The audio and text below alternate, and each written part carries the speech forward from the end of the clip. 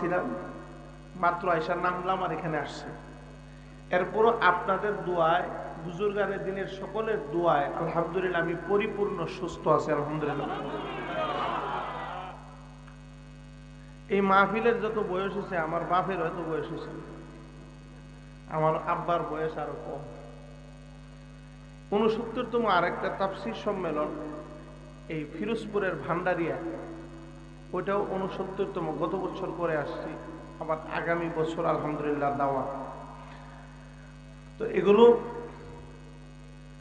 আমি অনেক proud feel করি, নিজেকে ভাগ্যবান মনে করি যে আল্লাহ তাআলা এই বড় মঞ্চে আমাকে আল্লাহ কবুল করছেন, শুকরিয়া আদায় করি আলহামদুলিল্লাহ।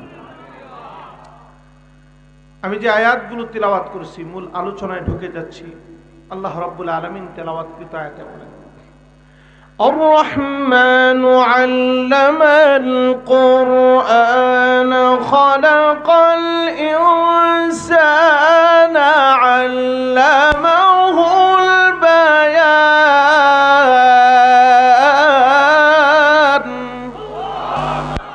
কার কথা?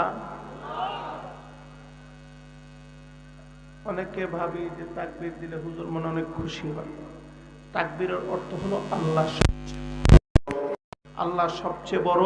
এই স্লোগান দিতে আমাদের কোনো দ্বিধাও নাই, ভয়ও নাই। বিশেষ করে সিলেটের মানুষের তো ভয় আগের থেকেই নেই, কথা বলেন ঠিক কিনা?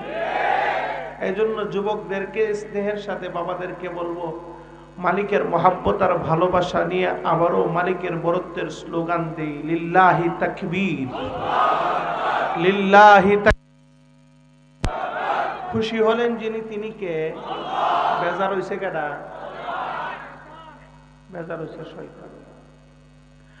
الرحمن علم القرآن خلق الإنسان علمه البيان। কোরআনের এক একটা সুর এক এক ধরনের মধু ঢেলে দিয়েছেন যিনি, তিনি কে?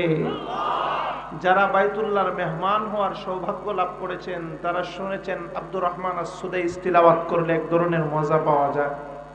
আব্দুল বাসিত বিন আব্দুস সামাদের কণ্ঠে কোরআনে হাকিমের তিলাওয়াত শুনলে আরেক ধরনের মজা পাওয়া যায়। সুবহানাল্লাহ। আর রহমান, দয়াল আল্লাহ, দয়াময় আল্লাহ, তিনি যিনি কোরআন শিখাইছেন, মানুষ বানাইছেন। সুবহানাল্লাহ। আমার সামনে যারা বসে আছেন সকলেই জ্ঞানী গুণী মানুষ, বুঝে থাকলে জবাব দিবেন, আল্লাহ মানুষ আগে বানাইছেন না আগে কোরআন শিখাইছেন? একটু বুঝে কথা বলতে হবে, তাই না? মানুষ বানানোর কাজটা আল্লাহ আগে করেছেন। মানুষ সৃষ্টি না হলে কোরআন শিখবে কি করে? কথা বলেন ঠিক কিনা? মানুষ বানানোর কাজটা মৌলিকভাবে আল্লাহ আগে করেছেন। মানুষ বানানোর কাজ যদি আল্লাহ আগে করে থাকেন, কিন্তু আল্লাহ বলতে গিয়ে সূরা রহমানে বলেন, দয়াময় রব তিনি যিনি কোরআন শিখাইছেন, মানুষ বানাইছেন। কোরআন শিক্ষার কথা আল্লাহ আগে বললেন কেন? মানুষ সৃষ্টির কথা আল্লাহ পরে বললেন কেন? কারণটা জানা দরকার আছে না নাই? সুর ছাড়া কিছু কথা শোনার ধৈর্য আপনাদের আসেনি? আলহামদুলিল্লাহ।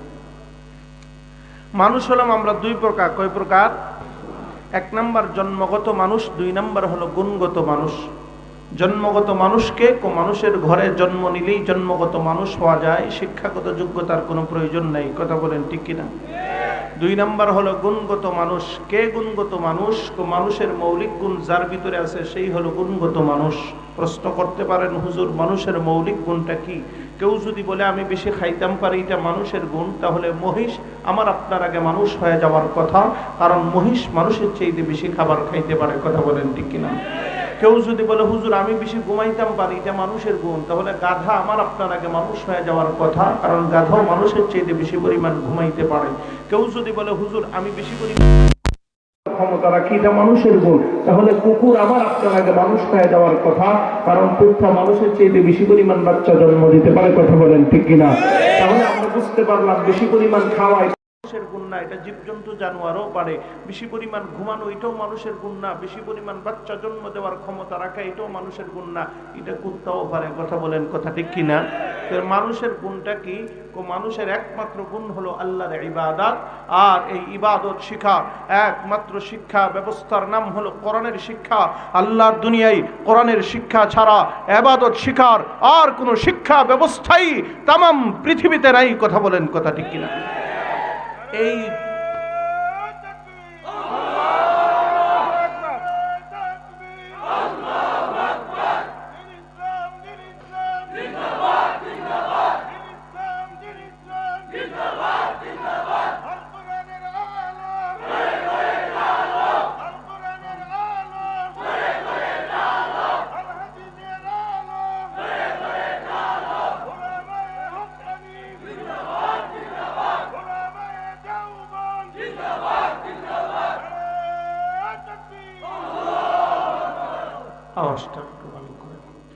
এই জন্যই আল্লাহ রাব্বুল আলামিন বলেন, الرحمن علم القرآن خلق الإنسان علمه البيان।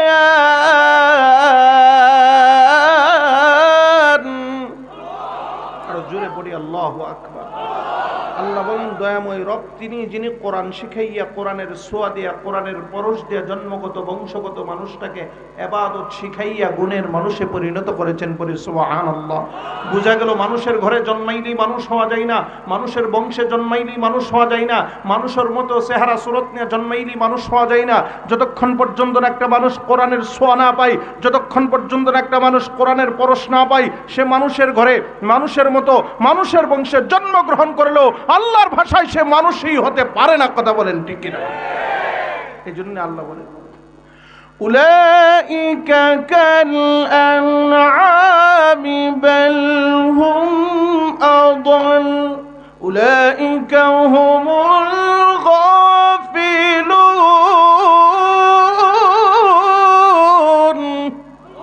যারা কোরআনের শিক্ষা পায় নাই, কোরআন শিক্ষার ছোঁয়াও পায় নাই, তারা চার পাওলা জীবজন্তু জানোয়ারের মতো, বরং এর চেয়েও আরো নিকৃষ্ট বলছেন যিনি, তিনি কে? আরো আসতে বলি, তিনি কে? এবার আমি আপনাদেরকে একটা প্রশ্ন করব, বুঝে থাকলে জবাব দিবেন। আমাদের এই সমাজের মধ্যে এমন বহু মানুষ আছেন যারা ঠিকমতো খায়, ঠিকমতো ঘুমায়, ঠিকমতো আয় রোজগার করে, ঠিকমতো ব্যবসা বাণিজ্য করে, ঠিকমতো ক্ষেত খামারে কাজ করে, সন্তানাদি লালন পালন করে, কৃষি কাজ করে, সব কিছু ঠিকঠাক মতো করে, শুধুমাত্র কেবলমাত্র নামাজ রোজা ইবাদত বন্দেগী কোরআন তেলাওয়াত জিকির আজকারের ধার ধারে না, এমন লোক এলাকায় নাই। তাদের সংখ্যা খুব কম না খুব বেশি? আর আসতে বলি, খুব কম না খুব বেশি? সকাল থেকে সন্ধ্যা পর্যন্ত, সন্ধ্যা থেকে রাত পর্যন্ত, রাত থেকে আবার সকাল পর্যন্ত দুনিয়ার ভিতরে ডুবে থাকে। দুনিয়া যদি প্রয়োজনের বেশি কোনো মানুষের ভিতরে ঢুকে যায়, এই দুনিয়ার প্রয়োজন থাকে না, আমার আপনার দুশ্মন আর প্রাণ নাশের হুমকি হয়ে দাঁড়িয়ে যায়। কথা বলেন ঠিক কি? দুনিয়ার একটা উদাহরণ কোরআনে হাকিম আল্লাহ রাব্বুল আলামিন দিয়েছেন, বলবো? আল্লাহ বলেন, ضرب الله مثل الحياة الدنيا كماء إن أنزلناه من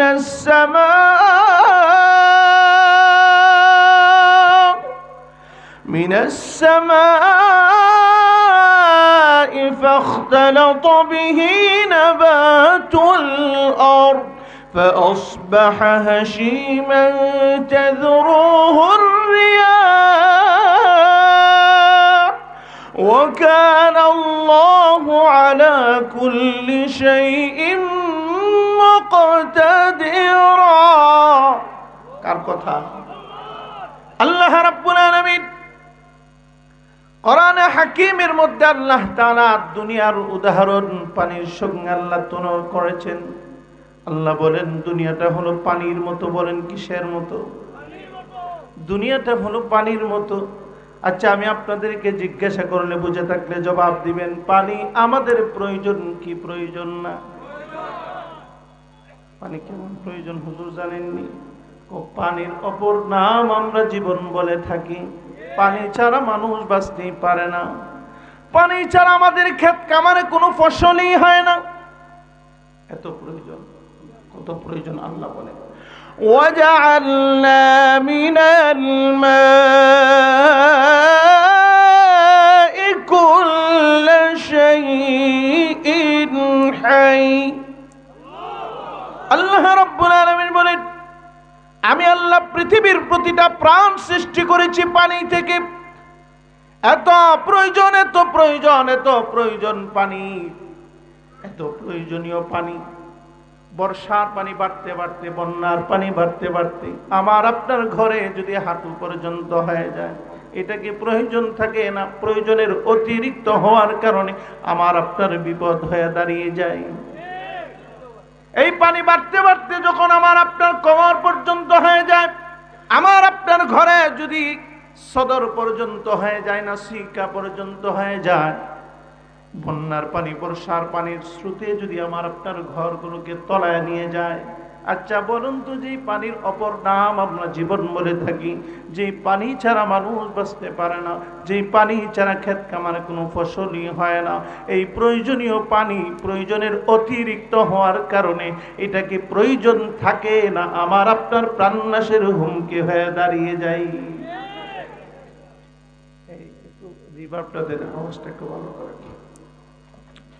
তাহলে দুনিয়া আমার আপনার প্রয়োজন কিসের জন্য? দুনিয়ার টাকা পয়সা আমার আপনার প্রয়োজন, আমার আপনার পোশাক পরিচ্ছদের জন্য দুনিয়া প্রয়োজন, আমার আপনার খাবারের জন্য দুনিয়া প্রয়োজন, আমার আপনার সন্তানাদি লালন পালন ঘর বাড়ি নির্মাণের জন্য দুনিয়া প্রয়োজন। প্রয়োজনের অতিরিক্ত দুনিয়া যদি কোনো মানুষের ভিতরে ঢুকে যায়, এটা আর প্রয়োজন থাকে না, এই দুনিয়া আমার আপনার প্রাণ নাশের হুমকি হয়ে দাঁড়িয়ে যায়। কথা বলেন ঠিক কিনা?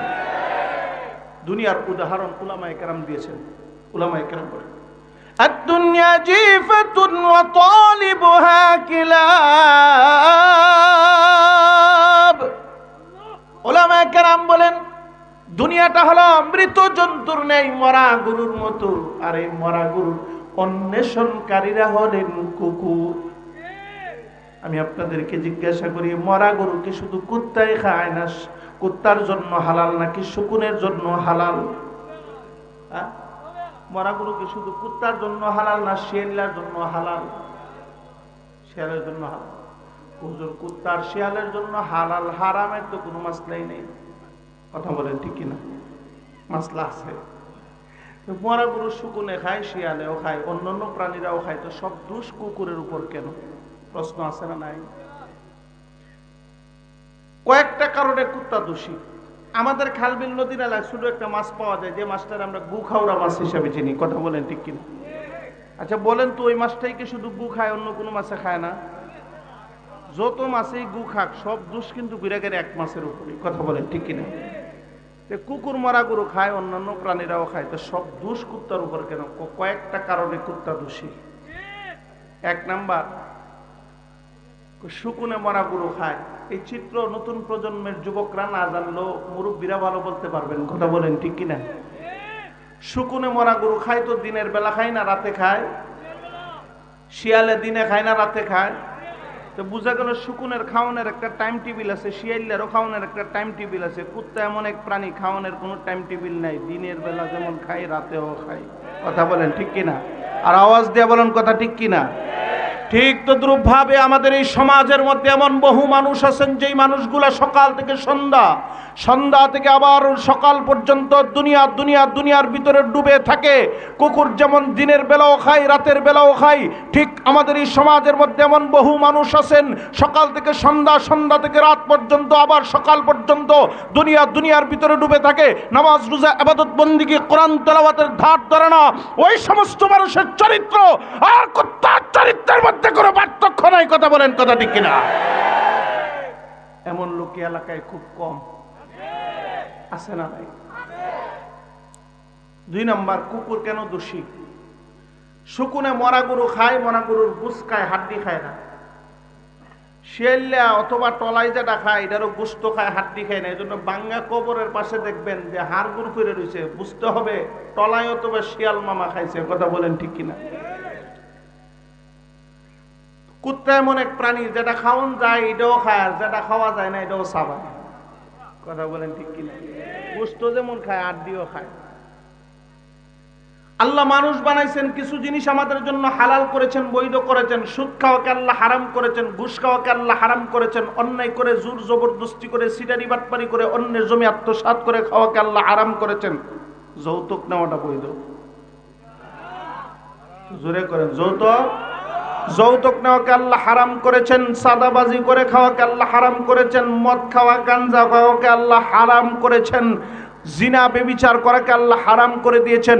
আমাদের এই সমাজের মধ্যে এমন বহু মানুষ আছেন যেই মানুষগুলো আল্লাহ যেটাকে হালাল করেছেন এটাও বক্ষণ করে, আবার সুদও খায়, ঘুষও খায়, অন্যায় করে জোর জবরদস্তি করে অন্যের জমি আত্মসাৎ করে খায়, চিটারি বাটপারি করে খায়, যৌতুক নিয়ে খায়, চাঁদাবাজি করে খায়। ওই সমস্ত মানুষের চরিত্র আর কুত্তার চরিত্রের মধ্যে কোনো পার্থক্য নাই। কথা বলেন ঠিক কিনা? কুত্তা যেটা খাওয়া যায় এটাও খায়, যেটা খাওয়া যায় না এটাও খায়। আমাদের সমাজের যে মানুষগুলা যেটা আল্লাহ বৈধ করেছেন এটাও খায়, যেটা অবৈধ করেছেন এটাও খায়। এরা আর কুত্তার মাঝে কোনো পার্থক্য নাই। কথা বল। অনেকে রাগ করতে পারেন যে হুজুর খুব শক্ত কথা কইতেছে। 3 নাম্বার আরেকটা কারণ আছে, কমু শুকুনে মরা গরু খায়, শেরলেও খায়। কথা কোন ঠিক কিনা? শুকুনে যে মরা গরু খায়, যেন মরা গরু থাকে তপাস করে এসে পুইরে খাওয়া শুরু করে দেন। শুকুনে যেখানে মরা গরু আছে ঠিক বরাবর উপরে এসে প্রথমে কিছুক্ষণ চক্কর দেয়। কথা বলেন ঠিক কিনা? দেখছেন নি চক্করগুলো কেন দেয়? শুকুনের একটা সিফত হইলে চক্করগুলো দিয়ে তার সাঙ্গু পাঙ্গু দুস্তরা যারা আছে সবাইরে দাওয়াত দেয়, দুস্থ তোমরা কারা কই আছো, সবাই আসো, খাওয়ান একটা পাইছি, সময় বিল্লা খাম। শুকুনের সিফত। শিয়ালে দেখবেন মাগরিবের পড়তে হুক্কুর হুক্কুর ডাক আরম্ভ করে, দোস্ত কারা কই আসো, সবাই আসো, খাওয়ান একটা পাইছি, সবাই মিল্লা খামো। কুত্তার স্বভাব হইল একটা মরা গরু কমপক্ষে 10টা কুত্তারও মনে। কথা বলেন ঠিক কিনা? একটা কুকুরে মরা গরু একটা লেঞ্জা খাইলে পেট ভরার কথা, কিন্তু কুকুর যখন একটা মরা গরু খায় আর একটা কুত্তা যখন দেখলা যেটা দেহে এটা যখন খাইতে আয় আর যেটা খাইতেছে ওটা জোর দিয়ে আর একটা আইতেছে, নিজের খাওয়ান বাদ দিয়ে ওটা দৌড়ানি দেয়। কথা বলেন ঠিক কিনা? একটা কুত্তা আর এক কুত্তার খাওয়ান দেখতে পারে না। কথা বলেন কথা ঠিক কিনা? ঠিক তদ্রুপ আমাদের এই সমাজের মধ্যে বড় ভাই নামক কেমন কিছু জালেম ঘাপটি মেরে আছে। বাবা মারা যাওয়ার পর বাবার সম্পত্তিগুলা বড় ভাইয়ের অধীনে আর নিয়ন্ত্রণে থাকার কারণে ছোট ভাই আর ছোট বোনটা বড় ভাইয়ের কাছে বাবার সম্পত্তির ভাগ চাই। এমন কিছু বড় ভাই আমাদের এই সমাজে এমন কিছু মানুষ আছেন যেই মানুষগুলা ছোট ভাইটা আর ছোট বোনটাকে ডাক দিয়া বলে 2-3 বছর বাপ অসুস্থ থাইকা মারা গেছে, খোঁজ খবর নাও নাই, এখন বাবার সম্পত্তির ভাগ নেওয়ার জন্য আসছো। বড় ভাই ছোট ভাইটাকে ছোট বোনটাকে তাড়িয়ে দেয়। ওই সমস্ত বড় ভাই নামক জালেমগুলো আর কুত্তার চরিত্রের মধ্যে কোনো পার্থক্য নাই। কথা বলেন ঠিক কিনা? এমন লোক আসেনি? তাহলে আল্লাহ মানুষ বানাইছেন কেন? ইবাদতের জন্য। বলেন কেন বানাইছেন? আর এই ইবাদত শিখার একমাত্র শিক্ষা ব্যবস্থার নাম কি? কোরআনের শিক্ষা। আল্লাহর দুনিয়ায় কোরআনের শিক্ষা ছাড়া ইবাদত শিখার আর কোনো শিক্ষা ব্যবস্থাই তামাম পৃথিবীতে নাই। কথা বলেন কথা ঠিক কিনা? আবার আমি আপনাদেরকে বলতে চাই, কোরআনের শিক্ষা যারা পেল না, কোরআন শিক্ষার সোয়াও যারা পেল না, আল্লাহ যে তাদেরকে 4 পাওয়ালা জীবজন্তু জানোয়ারের মতো বলছে। কেন বলছে? এবার কোরআন শিক্ষা আর সোয়া পাওয়ার মধ্যে পার্থক্যটা কি? কই আমার সামনে যারা বসছেন এখানে বহু মানুষ আছেন যারা মাদ্রাসায় অথবা মক্তবে ভর্তি হয়ে কোরআন শিক্ষা ইবাদত শিখতে পারে নাই, পক্ষান্তরে কালিমা বিশ্বাস করেছে, নামাজ রোজা ইবাদত বন্দিগি করে, এমন লোক আছে না নাই?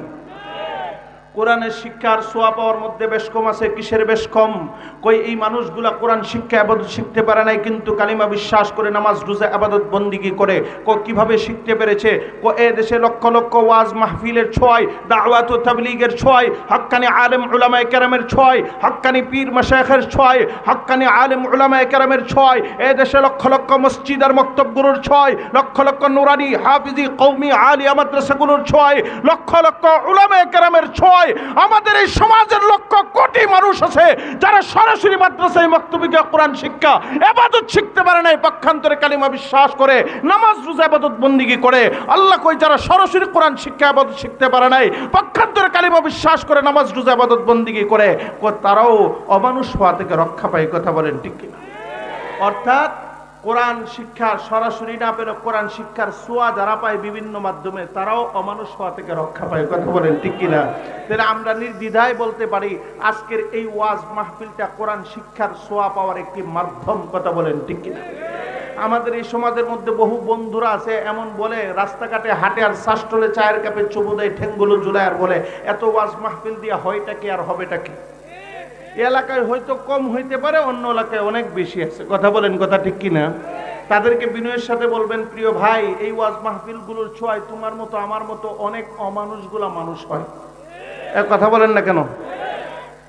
এবার আসেন, যারা সরাসরি কোরআনের শিক্ষা পেরো না, কোরআন শিক্ষার ছোঁয়াও পেরো না, তারা যে চার পাওয়ালা জীবজন্তু জানোয়ারের মতো, আমরা এর সংক্ষিপ্ত একটা বিবরণ আমরা শোনার চেষ্টা করব।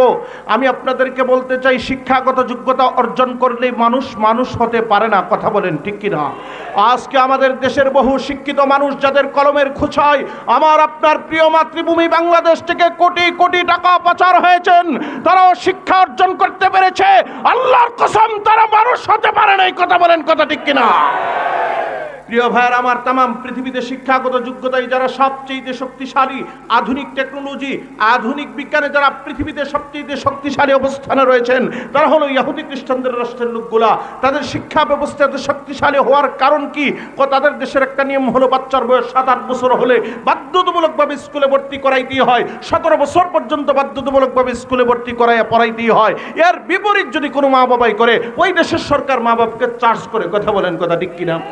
এতে করে প্রমাণ হয় যে ইহুদি খ্রিস্টানদের রাষ্ট্রে একটা বাচ্চা মূর্খ থাকবে, এই সুযোগটাই নেই। কথা কোন ঠিক? আমাদের দেশে কোনো বাচ্চাকে যদি আপনি 10 বছর 12 বছরের বাচ্চা স্কুলে তো বা মাদ্রাসায় ভর্তি না করায়, এমন কোনো বাপের বেটার সাহস আছে আমারে চার্জ করতো? এই বেটা, আমি আমার ছেলেরে পড়াইলে পড়াবো, নাইলে মাদার কাছে টাঙ্গায় রাখবো, তাতে তোমার বাপের কি? কথা বলেন ঠিক কিনা? আমি আপনাদেরকে বলতে চাই, যেই দেশের শিক্ষা ব্যবস্থা এত শক্তিশালী, তাদের মনুষ্যত্বের অবস্থা কোথায় গিয়ে দাঁড়িয়েছে একটু চিন্তা করে দেখুন। ইহুদি খ্রিস্টানদের রাষ্ট্রের একটা নিয়ম হলো, বাচ্চার এনআইডি কার্ডে সন্তান মায়ের পরিচয় লাভ করে, সন্তান বাবার পরিচয় লাভ করতে পারে না। এর একটি কারণ হলো, ইহুদি খ্রিস্টানদের রাষ্ট্রে বিয়া ছাড়া সন্তান জন্ম দেওয়া বৈধ আছে পড়ি না, আউযুবিল্লাহ। প্রিয় উপস্থিতি, আমি আপনাদেরকে বলতে চাই, আমরা বাংলাদেশের মানুষ বুকে হাত দিয়ে সিনা টান করে বলতে পারি, আমাদের এনআইডি কার্ডে আমাদের বাপের পরিচয় থাকে, কারণ আমাদের বাবার পরিচয় আছে। কথা বলেন, কথা ঠিক কিনা? ইহুদি খ্রিস্টানদের রাষ্ট্রে একটা মেয়ে বিয়া ছাড়া সন্তান জন্ম দেওয়া যেহেতু বৈধ আছে, একটা মেয়ে বিয়ার আগে এক পুরুষের সঙ্গে পার্কে যায়, আরেক পুরুষের সঙ্গে সমুদ্রের পাড়ে যায়, আরেক পুরুষের সঙ্গে হোটেলে গিয়ে রাত কাটায়। মেয়েটা প্রেগনেন্ট হয়ে যখন বাচ্চা জন্ম দেয়, ওই মেয়ে নিজেই জানে না তার পেটের বাচ্চার বাবাটা কোন পুরুষ। কথা বলেন ঠিক কিনা?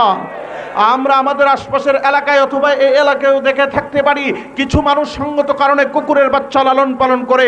ওই কুকুরের বাচ্চাগুলো কোনো কুত্তার কাছ থেকে আনা হয় না, কুকুরনির কাছ থেকে আনা হয়। কেন কুকুরনির কাছ থেকে আনা হয়? কারণ কুকুরনি নিজেই জানে না এই বাচ্চাগুলো কোন কুকুরের বাচ্চা। ঠিক তদ্রুপ ইহুদি খ্রিস্টানদের রাষ্ট্রে শিক্ষা ব্যবস্থা এত শক্তিশালী হওয়ার পরেও তাদের বাচ্চা কাচ্চা জন্মগ্রহণের প্রক্রিয়া আর আমাদের দেশের কুত্তা কুত্তির বাচ্চা জন্মগ্রহণের প্রক্রিয়ার মধ্যে কোনো পার্থক্য নেই। কথা বলেন, কথা ঠিক কিনা? এর একটাই কারণ, তাদের মধ্যে কোরআনের শিক্ষাও নাই, কোরআন শিক্ষার ছোঁয়াও নাই। আমার আপনার মালিক আল্লাহ ডাক দিয়া বলেন, যারা সরাসরি কোরআনের শিক্ষা পেরো না, পক্ষান্তরে কোরআন শিক্ষার ছোঁয়াও পেরো না, তারা মানুষের ঘরে মানুষের মতো মানুষের বংশে জন্মগ্রহণ করার পরেও তারা মানুষ হতে পারে না। কথা বলেন ঠিক কিনা? এই জন্য আল্লাহ রাব্বুল আলামিন বলেন, আর রহমান আল্লামাল কুরআন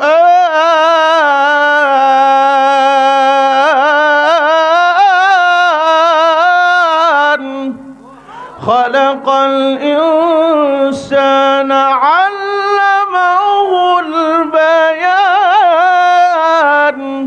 দয়াময় রব তিনি, যিনি কোরআন শিখাইয়া, কোরআনের ছোঁয়া দিয়া, কোরআনের পরশ দিয়া জন্মগত বংশগত মানুষটাকে ইবাদত শিখাইয়া গুণের মানুষে পরিণত করেন। এতে করে স্পষ্ট প্রমাণ হয়ে যায়, মানুষ মানুষের ঘরে মানুষের বংশে মানুষের মতো জন্মগ্রহণ করলো ততক্ষণ পর্যন্ত মানুষ হতে পারে না, যতক্ষণ পর্যন্ত একটা মানুষ কোরআনের ছোঁয়া আর শিক্ষা না পায়। কথা বলেন ঠিক?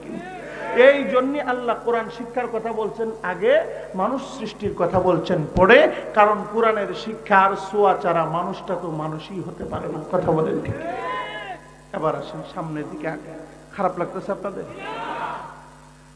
3 নম্বর আল্লাহ বলেন, খালাকাল ইনসান, আমি আল্লাহ মানুষ বানাইছি। কেন মানুষ বানাইলেন? আল্লাহ বলেন, الذي خلق الموت والحياة ليبلوكم أيكم أحسن عملا। আল্লাহ রাব্বুল আলামিন বলেন, আমি আল্লাহ মৃত্যু এবং হায়াত সৃষ্টি করেছি। কেন আমি আল্লাহ মৃত্যু এবং হায়াত আমি আল্লাহ সৃষ্টি করেছি? রে গোলাম, আমি আল্লাহ তোমাদেরকে পরীক্ষা করব, এই জন্য আমি আল্লাহ মৃত্যু এবং হায়াত সৃষ্টি করেছি। কিসের পরীক্ষা করব? আল্লাহ বলেন, আমি আল্লাহ দেখতে চাই তোমাদের মধ্যে কার আমলটা কত সুন্দর হয় করে। সুবহানাল্লাহ। আল্লাহ রাব্বুল আলামিন কোরআনে হাকিমের মধ্যে সৃষ্টি তত্ত্বের রহস্যের বর্ণনা বিস্তারিত আল্লাহ রাব্বুল আলামিন বর্ণনা করেছেন। আমি সৃষ্টি তত্ত্বের রহস্যের বর্ণনা সংক্ষেপে বর্ণনা করার মধ্য দিয়ে একটা সবক আমি আপনাদেরকে দেওয়ার চেষ্টা করব। আল্লাহ ডাক দেয়া কয়, গোলাম, আমি আল্লাহ তামাম পৃথিবীটা বানাইলাম, কোটি কোটি তারকা দিয়ে আমি আল্লাহ আসমানটাকে সাজাইলাম। আমি আল্লাহ রাব্বুল আলামিন কোটি কোটি ফেরেশতা বানাইলাম, যেই ফেরেশতাগুলা 24টা ঘন্টা আমি আল্লাহর জিকির করে একটা মুহূর্তের জন্য আমার জিকির বন্ধ করে না। আমি আল্লাহ চন্দ্র বানাইলাম, সূর্য বানাইলাম। রে গোলাম, এইগুলো আমি আল্লাহ কোন প্রক্রিয়ায় বানাইলাম জানোনি? আল্লাহ বলেন, আমি আল্লাহ যখন আসমান বানানোর ইচ্ছা করেছি, আমি আল্লাহ শুধু কোন বলেছি, ফায়া কোন আসমান হয়ে গেছে, কোটি কোটি তারকা হয়ে গেছে, কোটি কোটি ফেরেশতা হয়ে গেছে। আল্লাহ ডাক দেখো, গোলাম, আমি আল্লাহ মানুষকে দুনিয়া বানানোর প্রক্রিয়া আমি আল্লাহ মানুষ বানাই নাই। আমি আল্লাহ কোটি কোটি তারকা যে প্রক্রিয়ায় বানাইলাম, আমি আল্লাহ ওই প্রক্রিয়ায় আমার বান্দা বান্দি বানাই নাই। আল্লাহ ডাক দেয়া কই, খালাকতু বিয়াদাইয়া, আমি আল্লাহ মানুষকে বড় মায়া করে, বড় মহব্বত করে, বড় ভালোবাসা দিয়া আমি আল্লাহ আমার কুদরতের হাত দিয়া ঘষা মাজা করিয়া করিয়া মানুষ বানাইছি।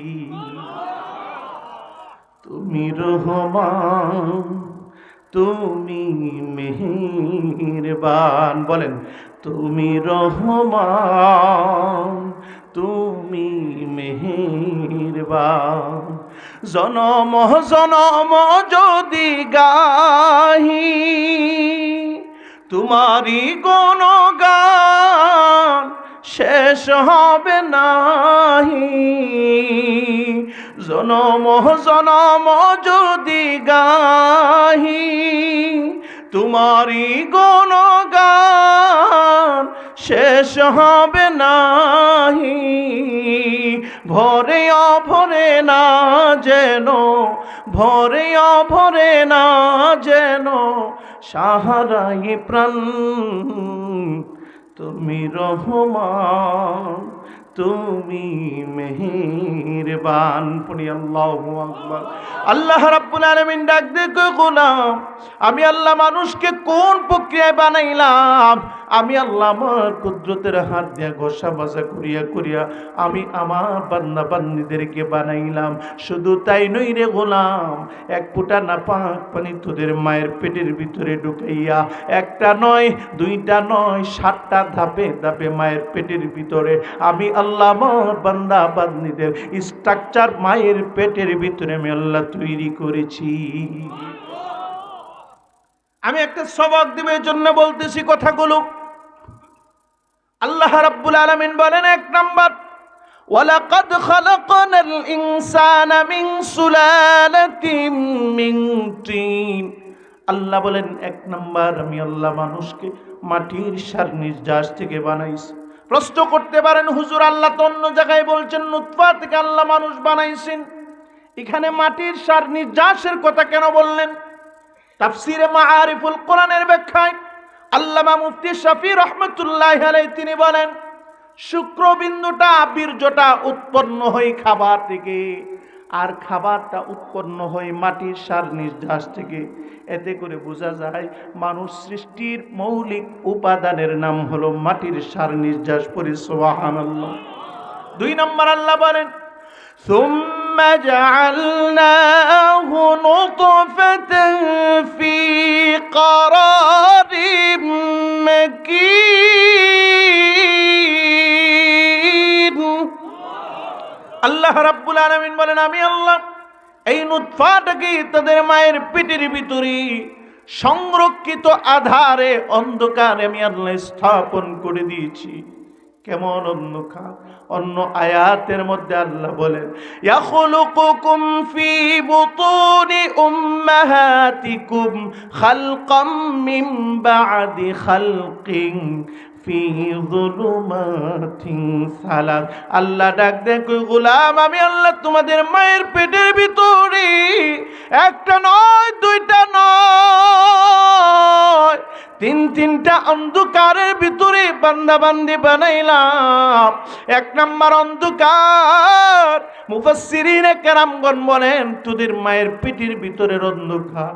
2 নাম্বার অন্ধকার, মায়ের পেটের ভিতরের রেহেমের অন্ধকার। 3 নাম্বার অন্ধকার, মায়ের পেটের ভিতরে একটা গর্ভফুল আছে, ওই গর্ভফুলের অন্ধকার। আল্লাহ বলেন, সুম্মা জাআলনাহু নুতফাতান ফি قرار مكين। এই তিনটা অন্ধকারের ভিতরে আমি আল্লাহ শুক্রবিন্দুটাকে স্থাপন করে দিয়েছি। 3 নাম্বার আল্লাহ বলেন, সুম্মা খালাকনান নুতফা আলাকা, আমি আল্লাহ এই নুতফাটাকে জমাট রক্ত বানায় দিলাম। মায়ের পেটের ভিতরে জমাট রক্তটাকে প্রসেসিং করিয়া গোষ্ঠীর টুকরা বানাইলাম। 4 নাম্বার 5 নাম্বার আমি আল্লাহ এই গোষ্ঠীর টুকরাটাকে অস্থিপঞ্জি হাড় বানায় দিলাম। ফাঁকা সাউনাল ইযামা লাহমা। 6 নাম্বার এই অস্থিপঞ্জি হাড়গুলোকে আমি আল্লাহ আবার গোষ্ঠের আবরণ দিয়া ঢেকে দিলাম। সুম্মা আনশানাহু খালকান আখার, আমি আল্লাহ মায়ের পেটের ভিতরে ভিন্ন একটা আকৃতিতে আমার বান্দার স্ট্রাকচার আমি আল্লাহ বানায় দিলাম। আল্লাহ বার ডাক দেখো গোলাম, 7টা ধাপে ধাপে মায়ের পেটের ভিতরে বান্দা বান্দির স্ট্রাকচার বানানোর পর আল্লাহ বান্দা বান্দির একটা সিফত বর্ণনা করে। এই সিফতটা বর্ণনা করার আগে আল্লাহ 4টা জিনিসের কসম খায়। আল্লাহ বলেন, ওয়াত্তিন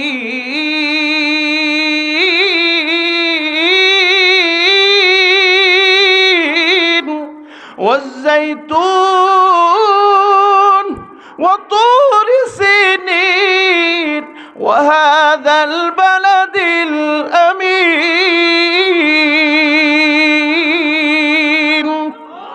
আল্লাহ একটা নয়, দুইটা নয়, 4টা জিনিসের কসম খায়। আল্লাহ বলেন, 3 ফলের কসম, জাইতুনের কসম, তুর পর্বতের কসম, নিরাপদ মক্কা নগরীর কসম। আল্লাহ 4টা জিনিসের কসম খাইয়া বান্দা বান্দির একটা সিফত আল্লাহ বর্ণনা করে। আল্লাহ কয়, আমি আল্লাহ মানুষকে এত সৌন্দর্য মণ্ডিত অবয়ব আকার আকৃতি দিয়া বান্দা বান্দি বানাইলাম। আসমানের নিচে জমিনের উপর এত সুন্দর করে আমি আল্লাহ আর কোনো মাখলুক আমি আল্লাহ বানাই নাই। এবার আল্লাহ বলেন, মায়ের পেটের ভিতরে আস্তে আস্তে যখন আমার বান্দা বান্দি বড় হইতে আরম্ভ করে, 10 মাস 10 দিন অথবা একটু কম বেশি যখন হয়ে যায়, দুনিয়াতে আসার সময় যখন হয়ে যায়, দুনিয়ার অনেক মানুষ বলে মায়ের পেট থেকে ডায়াবেটিস সন্তান খালাস করেছে, অথবা কেউ বলে ডাক্তার মায়ের পেট কেটে সন্তান খালাস করেছে।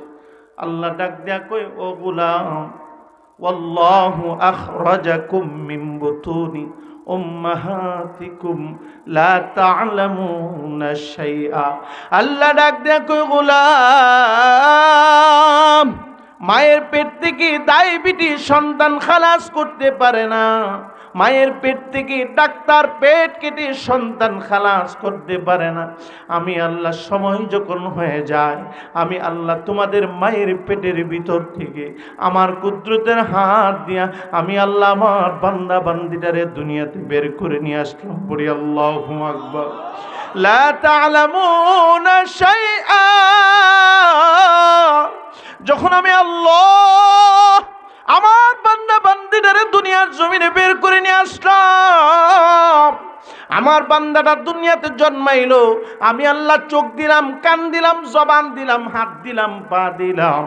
নজর করে তাকায় দেখবেন, ছোট বাচ্চা চোখ দিয়া কার্যকরী ভাবে কোনো জিনিস দেখে না, কান দিয়া কার্যকরী ভাবে কোনো জিনিস শুনে না, জবান দিয়া চিৎকার তার কোনো ভাষা নাই, হাত দিয়া ভালোভাবে কোনো জিনিস ধরতে পারে না, পা দিয়া ছোট বাচ্চা হাঁটতেও পারে না। কথা বলেন ঠিক কি না?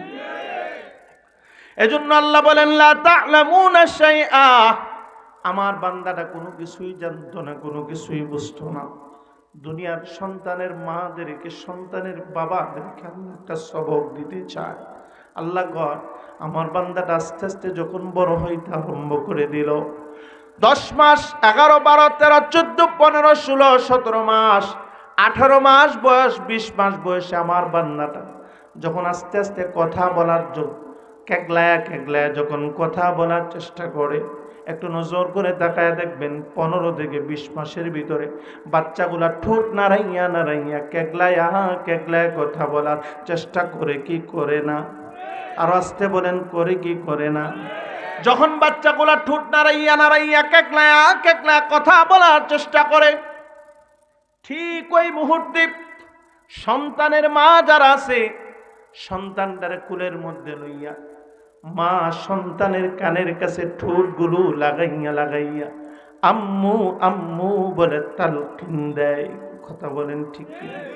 এর দ্বারা মা সন্তানটারে বুঝাইবার চেয়ে, সন্তান আমি তোরে পেটে নিয়েছি, মাঝে মাঝে তুই আমার পেটে লাথি মারতি, আমি মা আমার কলিজায় আঘাত লাগতো, ঘুমাইতে পারি নাই, খাইতেও পারি নাই, ব্যথায় আমি অস্থির হয়ে যাইতাম। সন্তান, ও সন্তান, প্রসবের সময় কলিজা ছেঁড়া কষ্ট অনুভব করেছি।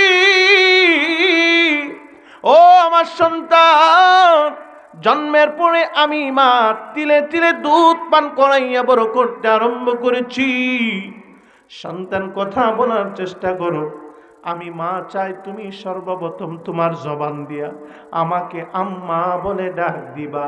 আমি মা তোমার জবান থেকে সর্বপ্রথম আমার নামের ডাক শুনিয়া আমি মা আমার কলিজা ঠান্ডা বানাইতে চাই। চাইনি চাই না? দুনিয়ার সন্তানের বাবা যারা আছে, বাচ্চা যখন কথা বলার চেষ্টা করে, বাচ্চাটারে কোলের মধ্যে লইয়া সন্তানের বাবারও ঠোঁটগুলো কানের কাছে লাগায়া লাগায়া আব্বু আব্বু বলে সন্তানের কানের কাছে তালকিন দেয়। এর দ্বারা বাবা বুঝাই বাচ্চাই, সন্তান আমি তোরে জন্ম দিয়েছি, তোর জন্য সব কষ্ট হাসি মুখে বরণ করে নিয়েছি। সন্তান তোমার জবান থেকে আমি বাবা হইয়া সর্বপ্রথম আব্বু নামের ডাক শুনিয়া আমি বাবা আমার কলিজা ঠান্ডা বানাইতে চাই। এবার আল্লাহ রাব্বুল আলামিন দুনিয়ার ওই সমস্ত সন্তানের মাদেরকে, সন্তানের বাবাদেরকে আল্লাহ বুঝাইতে চায়, ও দুনিয়ার সন্তানের মারা, ও দুনিয়ার সন্তানের বাবারা, তোমরা সন্তানের জবান থেকে সর্বপ্রথম আম্মু নামের ডাক শুনিয়া কলিজা ঠান্ডা বানাইবার চাও। ও দুনিয়ার বাবারা, তোমরা সন্তানের জবান থেকে সর্বপ্রথম আব্বু নামের ডাক শুনিয়া কলিজা ঠান্ডা বানাইবার চাও। একটু নজর করে তাকায় দেখো না, আমি আল্লাহ তামাম পৃথিবীটা যে প্রক্রিয়ায় বানাইলাম, আমি আল্লাহ কোটি কোটি তারকা, কোটি কোটি ফেরেশতা যে প্রক্রিয়ায় বানাইলাম, আমি আল্লাহ আসমান যে প্রক্রিয়ায় বানাইলাম, ও দুনিয়ার সন্তানের মারা, ও দুনিয়ার সন্তানের বাবারা, আমি আল্লাহ ওই প্রক্রিয়ায় কিন্তু আমার বান্দা বান্দি আমি আল্লাহ বানাই না। এক ফুটা না পাক পানি তোদের মায়ের পেটের ভিতরে ঢুকাইয়া একটা নয়, দুইটা নয়, 7টা ধাপে ধাপে মায়ের পেটের ভিতরে স্ট্রাকচার তৈরি করার পর, সবচেয়ে সৌন্দর্যমণ্ডিত অবয়ব আকার আকৃতি দান করার পর, সময় যখন হয়ে যায়, আমি আল্লাহ আমার কুদরতের হাত দিয়া আমার বান্দা বান্দিটারে দুনিয়ার জমিনে বের করে নিয়ে আসলাম। ওই সময় আমার বান্দা বান্দিটা কোনো কিছুই জানতো না, কোনো কিছুই বুঝতো না। আমার তেলাওয়াত কিন্তু 4 নাম্বার আয়াত আল্লাহ বলেন আল্লামাহুল বায়ান, আল্লামাহুল বায়ান। আল্লাহ বলেন আমি আল্লাহ 15, 16, 17 মাস বয়সে আমার বান্দাটারে যখন বাকশক্তি দান করতে লাগলাম, কথা বলার যোগ্যতা যখন আমি আল্লাহ আমার বান্দাটারে দান করতে লাগলাম, আল্লাহ বুঝাইতে যায়, ও দুনিয়ার সন্তানের মার, ও দুনিয়ার সন্তানের বাবারা, আমি আল্লাহ যখন আমার বান্দারে কথা বলার যোগ্যতা দান করতে লাগলাম, ওই সময় আমার বান্দার কানের কাছে আম্মু আম্মু নামের তালকিন দিবি না, আব্বু আব্বু নামের তালকিন দিবি না। ওই সময় আমার বান্দার কানের কাছে আমি আল্লাহ আল্লাহ আল্লাহ আল্লাহ আল্লাহ আল্লাহ আল্লাহ, আমি আল্লাহ আল্লাহ আমার নামের তালকিন দিবি। আমার বান্দাটা আমার নামের তালকিন শুনিয়া, আমার বান্দাটা প্রভাবিত হইয়া একটা বার যদি সর্বপ্রথম আমার বান্দাটা তার জবান দিয়া আমি আল্লাহকে একটা বার আল্লাহ মহব্বতে নুজুলে রহমতের সময় একটা ডাক দেন না আল্লাহ। আল্লাহ বুঝাইবার চাই, ও দুনিয়ার সন্তানের মারা, ও দুনিয়ার সন্তানের বাবারা, আমার বান্দাটা আমার নামের তালকিন শুনিয়া প্রভাবিত হইয়া সর্বপ্রথম আমাকে যদি একটা বার তার জবান দিয়া আল্লাহ বলে ডাক দেয়, আমি আল্লাহ আমার বান্দার জবান থেকে সর্বপ্রথম আমার নামের ডাক শুনিয়া আমি আল্লাহ আমার কুদরতি অন্তর ঠান্ডা বানাইবার চাই বলি আল্লাহু আকবার। এই জন্য যে মা বাবা সন্তানকে ছোট্টবেলায় তাওহীদের শিক্ষা দিবে, সর্বপ্রথম লা ইলাহা ইল্লাল্লাহ শিক্ষা দিবে, একত্ববাদের শিক্ষা দিবে, ওই সন্তানটা বড় হওয়ার পর কোনোদিন মা বাবার অবাধ্যচারী সন্তান হতে পারে না। কথা বলেন ঠিক কিনা? ওই সন্তানটাকে মা বাবার ইহসানকারী সৎ আচরণকারী সন্তান বানায়া দিবেন যিনি, তিনি কে? আরো জোরে বলি তিনি কে? আজকে দুঃখের সাথে আফসোসের সাথে বলতে হয়, আমাদের আজকে 2-3 বছরের বাচ্চাগুলা, 4 বছরের নাতিরা, অনেকের 2-3 বছরের বাচ্চাগুলা যে পরিমাণ টাচ মোবাইল বুঝে, অনেকের দাড়ি ফাইকা গেছে এত পরিমাণ টাচ মোবাইল বুঝে না। এমন ফাকনা বাচ্চা আমাদের আছে না? না, ভালো করে খরগোশের কানের মতো কানগুলোকে খুলিয়া কথাগুলো শুনুন। পর্দার আড়ালে আমার আম্মা জানরা আছেন, গুরুত্বপূর্ণ কথা দেখেন। আজকের সন্তানরা যেই পরিমাণ শিশু বাচ্চাগুলা মোবাইলে আসক্ত হয়েছে, 2-2.5 বছর 3 বছরের বাচ্চার সকালের কান্নার আওয়াজ বন্ধ করতে হলে টাচ মোবাইলের কার্টুন ছবির প্রয়োজন হয়। কথা বলেন ঠিক কি? আজকে আমার আপনার 3 বছর 4 বছরের বাচ্চাটার সকালের খাবার খাওয়াইতে হলে, দুপুরের খাবার খাওয়াইতে হলে, রাতের চিৎকারের আওয়াজ বন্ধ করতে হলে তার সামনে টাচ মোবাইলের কার্টুন ছবির প্রয়োজন হয়। কথা বলেন ঠিক কি? কেন এমন হয়েছে? এর থেকে উত্তরণের আমাদের পথ কি? এর জন্য দায়ী হলাম প্রথমত আমরা। কথা বলেন ঠিক কি? কেমনে দায়ী? ওই যে ছেলেটারে বিবাহ করায় পুত্রবধূ যখন ঘরে নিয়ে আসা হয়, পুত্রবধূটা যখন কিছুদিন পরে প্রেগনেন্ট হয়ে যায়, ডাক্তার ঘোষণা দেয় পূর্ণ রেস্টে থাকার জন্য। কথা বলেন ঠিক কি না? একটু বলেন তো, যার কোনো কাজ নাই ওই মানুষগুলোকে কিন্তু শয়তান একটু বেশি নারে। ছেলেটা হয়তো বিদেশ থাকে অথবা চাকরির সুবাদে ঢাকা থাকে, দূরে কোথাও থাকে, বড় একটা টাচ মোবাইল বিবিরে দিয়ে গেছে। এবার বিবির তো কোনো কাজ কাম নাই, ডাক্তার বলছে পূর্ণ রেস্টে থাকার জন্যে। সময় কোনো না কোনোভাবে কাটাইতে হবে। ঘরের কোনায় বসিয়া বসিয়া পেটে সন্তান নিয়ে হয়তো টাচ মোবাইলের কার্টুন ছবি দেখে দেখে সময় কাটাইছে, নয়তো গেমস খেলা সময় কাটাইছে, নয়তো খেলা দেখেছে, অথবা নায়ক নায়িকার অভিনয় দেখে সময়টা কাটাইছে। ওই সমস্ত মায়ের পেট থেকে 10 মাস 10 দিন পরে যেই বাচ্চাটা বের হয়, ওই বাচ্চার 2-2.5 বছর 3 বছরের বাচ্চার সকালবেলার কান্নার আওয়াজ, বিকালের কান্নার আওয়াজ, সকাল দুপুর রাতের খাবার খাওয়াইতে হলে ওর সামনে টাচ মোবাইলের কার্টুন ছবির প্রয়োজন হয়। কথা বলেন ঠিক কিনা? তাহলে এর জন্য প্রথমত আমরা দায়ী। কথা বলেন ঠিক কিনা? দেখেন, মায়ের পেটে যখন সন্তান আসে, মার কাজকর্মের আসর কিন্তু সন্তানের উপর পড়ে। কথা বলেন ঠিক কিনা? উলামায়ে কেরাম বসা আছেন আমার ডানে বামে, মুরব্বীরা, আমার বাবার থেকেও বড় বয়স। ইউরোপের একজন ডাক্তার অনেক গর্ভবতী মহিলাদেরকে ডেকে একত্রিত করেছেন, জিজ্ঞেস করছেন, তুমি তোমার পেটের সন্তানকে কি বানাইবার চাও? তুমি তোমার পেটের সন্তানকে কি বানাইবার চাও?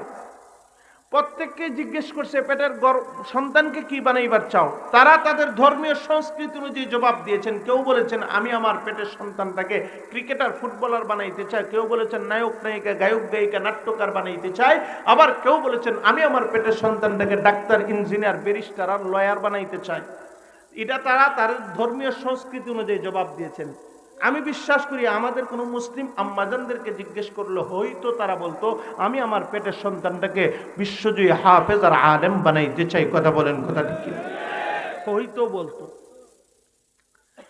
তারা যখন এই জবাব দিয়েছেন, ডাক্তার ওই সমস্ত মহিলাদেরকে জবাব দিয়েছেন যারা এই কথা বলেছেন আমি আমার পেটের সন্তানটাকে নায়ক নায়িকা, গায়ক গায়িকা, নাট্যকার আর আমি ডান্সার বানাইতে চাই। ডাক্তার বলেছেন শোনো, তুমি যদি তোমার পেটের সন্তানটাকে গায়ক গায়িকা, নায়ক নায়িকা বানাইতে চাও তাহলে পেটের সন্তান নিয়ে নায়ক নায়িকা, গায়ক গায়িকা, নাট্যকারের অভিনয় দেখো, তাহলে 10 দিন পরে তোমার পেট থেকে যেটা বের হবে এটাও নায়ক নায়িকার, গায়ক গায়িকা হওয়ার সম্ভাবনা আছে না নাই? আর আসতে বলেন আছে না নাই? আমি আপনাদেরকে স্পষ্ট ভাষায় বলতে চাই, যেই সমস্ত মা পেটের সন্তান নিয়ে কোরআনে হাকিমের তিলাওয়াত করবে, যেই সমস্ত মা পেটের সন্তান নিয়ে লা ইলাহা ইল্লাল্লাহর জিকির করবে, স্বামীর আনুগত্য নিয়ে 5 ওয়াক্তের সালাত আদায় করবে, বেপরদায় চলবে না, হারাম ভক্ষণ করবে না, আল্লাহর কসম ওই পেট থেকে যে সন্তান বের হবে এটা আল্লামা আহমদ শফির মতো হবে, জুনায়েদ বাবুনগরীর মতো হবে, আল্লামা শাইখে কাতিয়ার মতো হবে, আল্লামা মামুনুল হক, আল্লামা মামুনুল হক, আল্লামা আহমদ শফির মতো বিশ্বজয়ী হাফেজ আর আলেম হবে। চিল্লায় বলেন কথা ঠিক কিনা? প্রিয় ভাইরা আমার,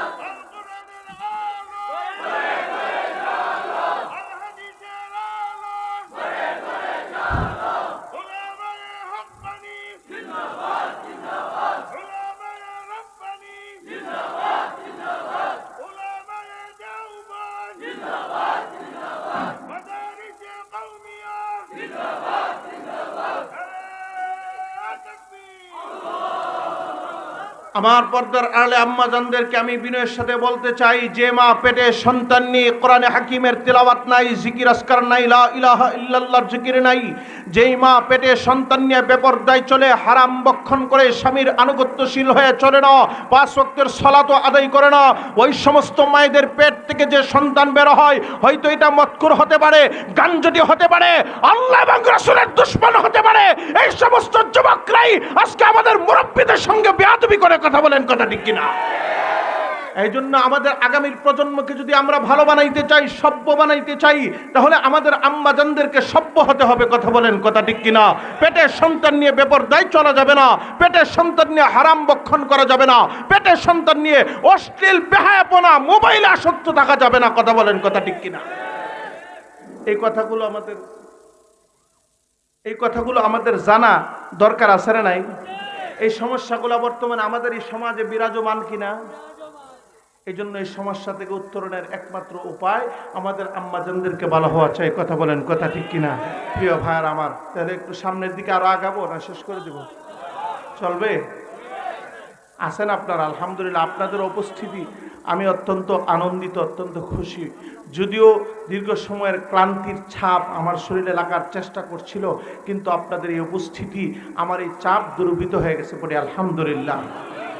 প্রিয় ভাইয়ের আমার, এবার আসেন, সৃষ্টি তত্ত্বের উদ্দেশ্য হলো 2টা। কয়টা? আরো আসতে বলি, কয়টা? মনোযোগ থাকলে আওয়াজ দিবেন। সৃষ্টি তত্ত্বের উদ্দেশ্য কয়টা? এই 2টা উদ্দেশ্যের কথা মহাগ্রন্থ কোরআনে হাকিমের মধ্যে আল্লাহ রাব্বুল আলামিন বলেছেন। 2টা উদ্দেশ্যকে যারা পূরণ করবেন আল্লাহ রাব্বুল আলামিন তাদের জন্য 2টা পুরস্কার দান করবেন। পড়ে সুবহানাল্লাহ। পুরস্কার 2টা নেব, পকেটে জায়গা আসেনি আমাদের? এখানে যারা দাঁড়িয়ে আছেন আমার মনে হয় যে এদিকে খালি জায়গা আছে, বসে পড়লে সুন্দর হবে। আলহামদুলিল্লাহ, এখানে বসে পড়লে আল্লাহ খুশি হবে, শয়তান বেজার হবে। সৃষ্টি তত্ত্বের উদ্দেশ্য কয়টা? এই কথাটা আল্লাহ রাব্বুল আলামিন কোরআন হাকিমের মধ্যে বলেন। আল্লাহ বলেন, মান আমিলা সালিহাম মিন যাকারিন আও উনসা ওয়া হুয়া মুমিন فلنحيينه حياة طيبة ولنجزينهم أجرهم بأحسن ما كانوا يعملون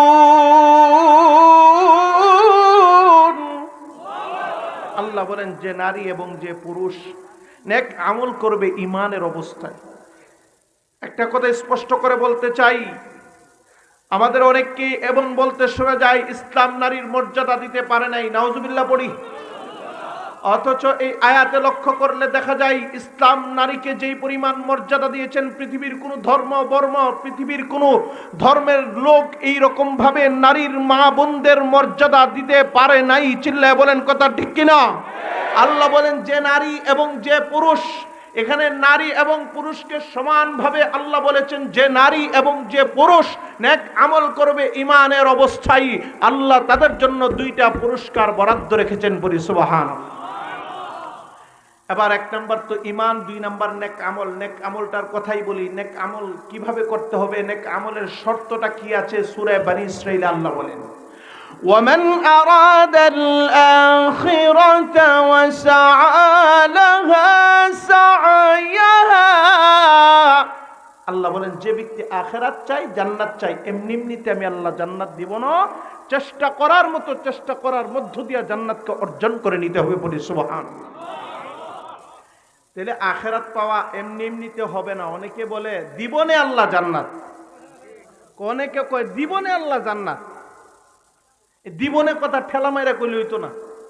এই আয়াতে আল্লাহ কইছেন ওয়াসাআলাহা সাইহা, জান্নাত পেতে হলে চেষ্টা করার শর্ত আল্লাহ এখানে লাগাইছেন। চেষ্টা করার মতো চেষ্টা করতে হবে। এবার আসেন, দুনিয়া পাওয়ার জন্য চেষ্টা লাগেনি? লাগে। এর আগের আয়াতটা আমরা একটু শুনি। আল্লাহ কয় মান কানা ইউরিদুল আজিলাতা আজ্জালনা লাহু فيها ما نشاء لمن نريد।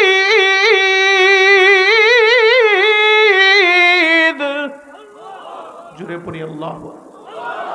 আল্লাহ বলেন যে ব্যক্তি দুনিয়া চায়, দুনিয়া আমি আল্লাহ দ্রুত দুনিয়ার কিছু তাকে দিয়ে থাকি। কাকে আমি আল্লাহ দুনিয়া দেই? যাকে আমি আল্লাহ চাই তাকে দেই। কতটুকুন দেই? যতটুকুন আমি আল্লাহ চাই ততটুকুন দেই। আবার আমি আপনাদেরকে বলতে চাই, দুনিয়া পাওয়ার জন্য আমাদের কোনো শর্ত আসেনি? হ্যাঁ, আর আসতে কোন আসেনি? দুনিয়া পাওয়ার জন্য চেষ্টার কোনো শর্ত আছে?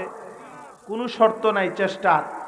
এর একটা উদাহরণ আমি দিলে আপনারা বুঝতে পারবেন। নবজাতক বাচ্চা মাত্র জন্মগ্রহণ করেছেন, বাবা কোটিপতি ছিল, মারা গেছেন। এবার নবজাতক বাচ্চারা কয় ঘন্টা চেষ্টা করছে দুনিয়া কামানোর জন্য? এক মুহূর্ত করে নাই। তাহলে বাবা মারা যাওয়ার সাথে সাথে বাবার সম্পদের উত্তরাধিকারী হিসেবে মুহূর্তের মধ্যে কোটিপতি হয়ে গেছে। কথা বলেন ঠিক কিনা? এক মুহূর্তের জন্য চেষ্টা করা লাগছে, চেষ্টা ছাড়াই কোটিপতি হয়ে গেছে। এজন্য আল্লাহ কয় দুনিয়া কামানোর জন্য চেষ্টার কোনো শর্ত নাই, তবে জান্নাত পাইতে হলে চেষ্টা করার মতো চেষ্টা করা লাগবে। এই চেষ্টা করার মতো চেষ্টা করার দুইটা অর্থ। এক নম্বর চেষ্টা করতে হবে নবীর তরিকায়, দুই নম্বর চেষ্টা করতে হবে ইখলাসের সঙ্গে। ইন্না আখওয়াফা মা আখাফু আলাইকুম আশ-শিরকুল আসগর। ক্বালু ইয়া রাসূলুল্লাহ ওয়া মা আশ-শিরকুল আসগর? ক্বালা আর-রিয়া। নবী বলেন এই শিরকে আসগর, ছোট শিরক, এটা কি জিনিস? সাহাবীরা প্রশ্ন করে, নবী বলেন ক্বালা আর-রিয়া, লৌকিকতা যুক্ত ইবাদত। মানুষকে দেখানোর জন্য নামাজ, মানুষকে দেখানোর জন্য হজ করা, মানুষকে দেখানোর জন্য যাকাত দেওয়া, মানুষকে দেখানোর জন্য দান খায়রাত করা, হাফিজ হওয়া, আলিম হওয়া, শহীদ হওয়া, এই লৌকিকতা যুক্ত ইবাদতটাই আমাকে আপনাকে জাহান্নামে নিয়ে যাওয়ার কারণ হয়ে যাবে। কথা বলেন ঠিক? দুই নম্বর হলো নবীর তরিকা। খুব সংক্ষেপে বলবো, সময় খুব কম। নবীর তরিকায় ইবাদত করতে হবে। বাপের তরিকায় ইবাদত চলবে না, পীরের তরিকায় ইবাদত চলবে না, মন গড়া পদ্ধতিতে ইবাদত চলবে না। তরিকা হবে মুহাম্মদুর রাসূলুল্লাহর। কথা বলেন ঠিক কিনা? প্রশ্ন করতে পারেন, হুজুর নবীর তরিকায় কেন ইবাদত করতে হবে?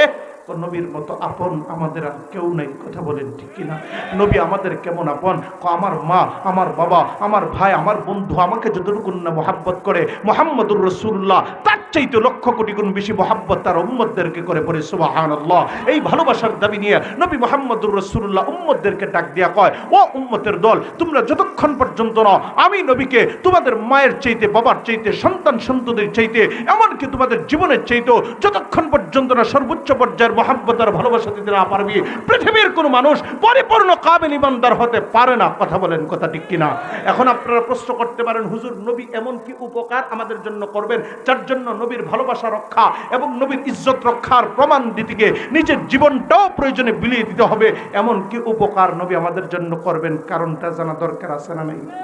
ছোট্ট করে বলবো, আল্লাহর নবী বিশ্ব নবী রাহমাতুল লিল আলামিনকে সাহাবীরা প্রশ্ন করো, গো নবীজি কিয়ামতের কঠিন ময়দানে আউয়ালিন থেকে আখিরিন পর্যন্ত সমস্ত মানুষগুলা যেদিন হাসরের ময়দানে সমবেত হয়ে যাবে, গো নবী কোটি কোটি মানুষের ভিড়ে আপনাকে আমরা কোথায় খুঁজে পাবো? সুবহানাল্লাহ।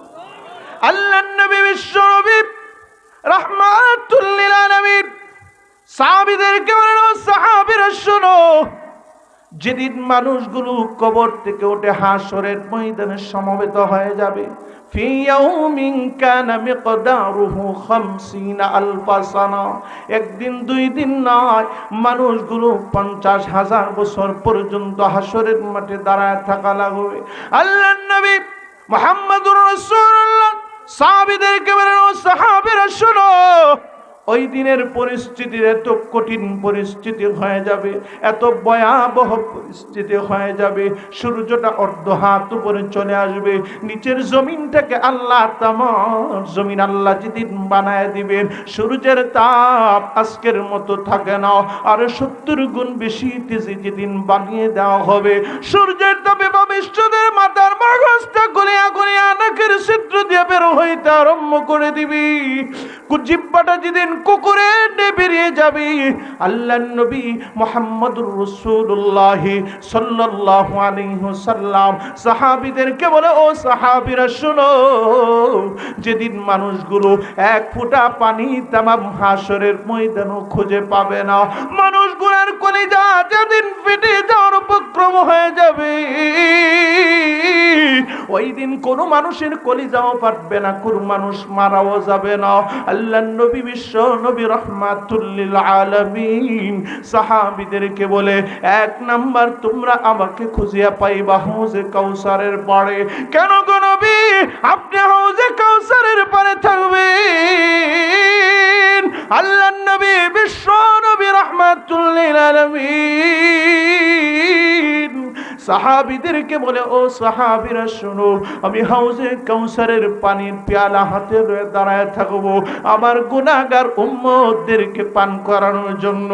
আমি নবীর হাত থেকে আমার যে উম্মত এক গ্লাস হাউজে কাউসারের পানি পান করবে, লা ইয়াউমাউ হাত্তা ইয়াদখুলাল জান্নাহ, জান্নাতে যাওয়ার আগ পর্যন্ত ওই উম্মতের একটা মুহূর্তের জন্য তার পানি পিপাসা লাগবে না। যুক্তির আলোকে প্রমাণ হয়, যেদিন মা পালিয়ে যায়, বাবা যেদিন পালিয়ে যায়, যেদিন সন্তান মাকে দেখে পালিয়ে যায়, সন্তান যেদিন বাবাকে দেখে পালিয়ে যায়, ওই কঠিন দিনও মুহাম্মদুর রাসূলুল্লাহ একটা মুহূর্তের জন্য উম্মতকে রেখে চলিয়া যায় না।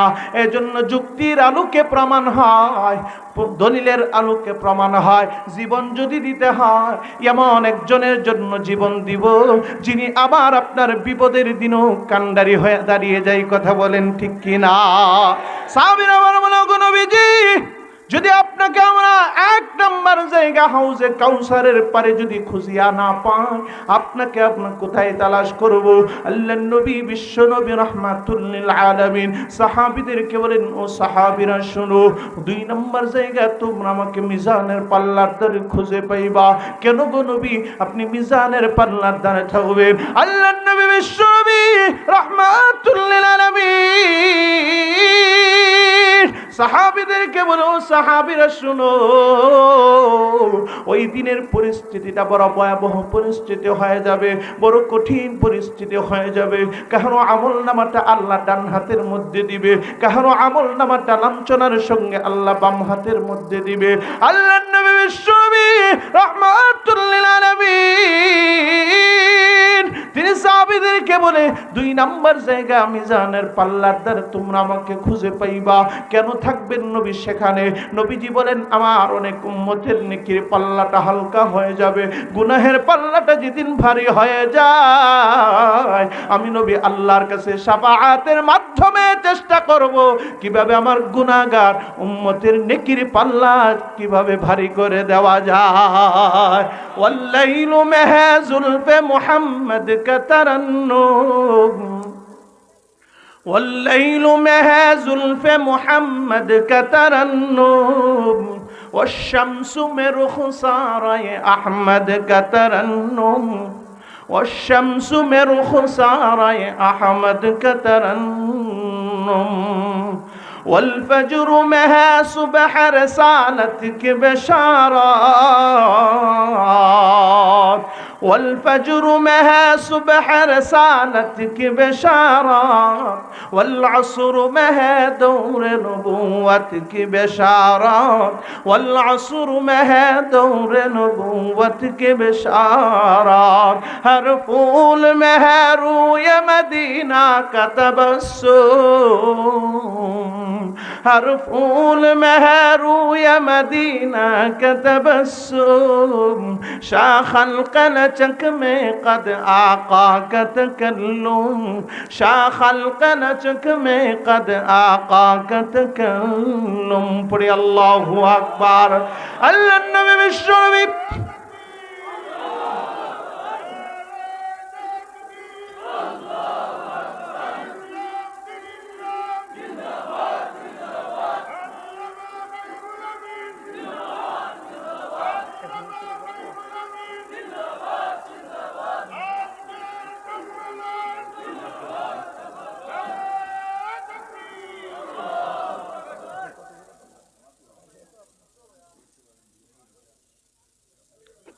তাহলে বলবো আর কোন কোন জায়গায় নবী থাকবেন?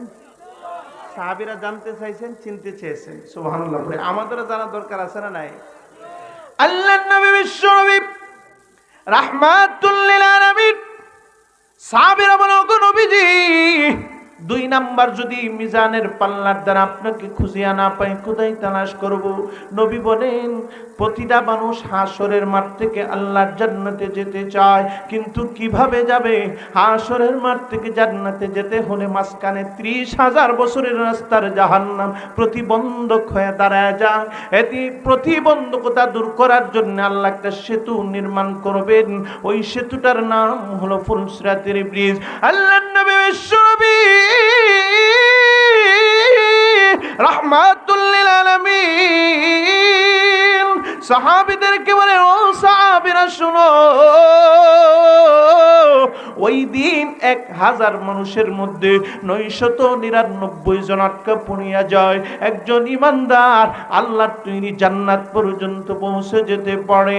আল্লাহর নবী বিশ্ব নবী রাহমাতুল লিল আলামিন সাহাবীদেরকে বলেন ও সাহাবীরা শুনো, এই ফুলসিরাতের ব্রিজের ডানে জাহান্নামের আগুন, বামে আগুন, নিচে আগুন।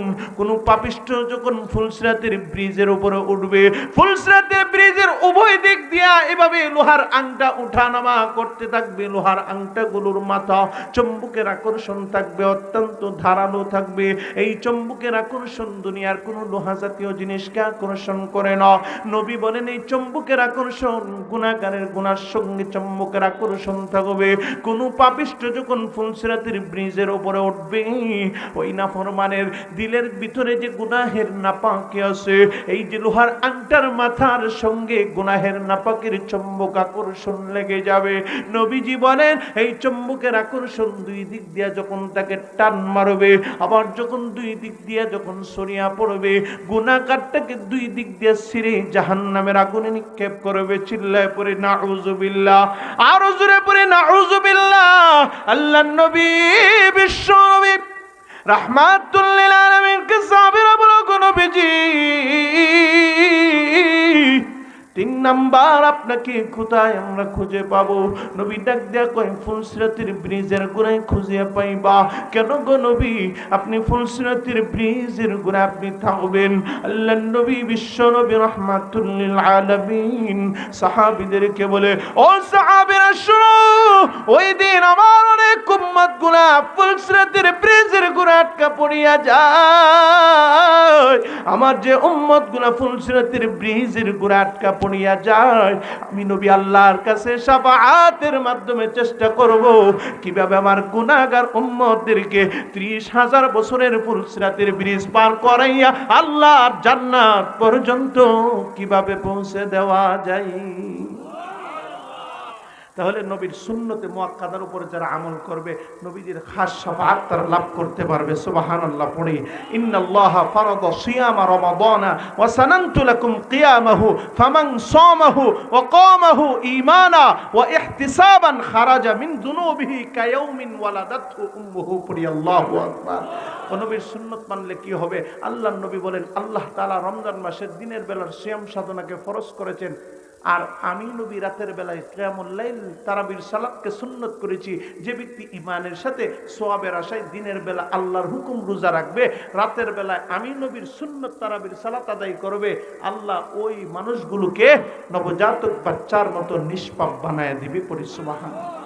কোন নবীর তরিকা মানলে কি হবে? কোন নবীর তরিকায় কেউ যদি এশার নামাজ পড়ে ঘুমায়, আবার ফজর নামাজ যদি জামাতের সাথে আদায় করে, সারা রাত সাংসারিক কাজের অন্তর্ভুক্ত ঘুম ঘুমাইলো, আল্লাহ তাআলা তার সারা রাতের ঘুমকে বৃথা দিবে না। কোন নফল নামাজের সওয়াব আল্লাহ তার আমল নামায় দান করে দিবেন। পড়ি সুবহানাল্লাহ। ওই যে সংসারের কাজ যদি নবীর তরিকায় করে ইবাদত, বিবাহ শাদী নবীর তরিকায় করলে ইবাদত, এবার আর ইবাদতে নবীর তরিকা যদি না থাকে এটা হবে বেদাত। সাংসারিক কাজটাও যদি নবীর তরিকায় করা হয় এটাও ইবাদত হয়। জবান খুলে পড়ি সুবহানাল্লাহ। তাহলে নবীর তরিকা কিভাবে মানব? নবীর তরিকা কেন মানব? নবী ছাড়া আমাদের উপায় নাই। কথা বলেন, কথা ঠিক কিনা? এবার আসেন, নবীজি দুই ধরনের শাফাআত করবেন। এক নাম্বার হলো খাস শাফাআত নবীজি করবেন, দুই নাম্বার হলো আম শাফাআত নবীজি করবেন। পৃথিবীতে তিনটা জিনিস সার্বজনীন। এক নাম্বার আল্লাহ সার্বজনীন, দুই নাম্বার কোরআন সার্বজনীন, তিন নাম্বার আমাদের নবী শেষ নবী মুহাম্মদুর রাসূলুল্লাহ, তিনি কাফের বেঈমানদের জন্য নবী, শেষ নবী, সার্বজনীন, সকলের জন্য নবী। সুবহানাল্লাহ পড়ি। কারণ হাসরের মাঠে বিচারের কাজ নবীর শাফাআতের মাধ্যমে আল্লাহ দ্রুত বিচারের কার্যক্রম শুরু করবেন। তাহলে সাময়িক কিছু উপকার কাফের বিমানরা পর্যন্ত পাবে। সুবহানাল্লাহ পড়বেন না? দেখেন, একটা জিনিস প্রশ্ন করতে পারেন, হুজুর আল্লাহ কিভাবে সার্বজনীন, সকলের জন্য রব? কোরআন কিভাবে সার্বজনীন? একটা উদাহরণ দিব, বলবো আপনাদেরকে।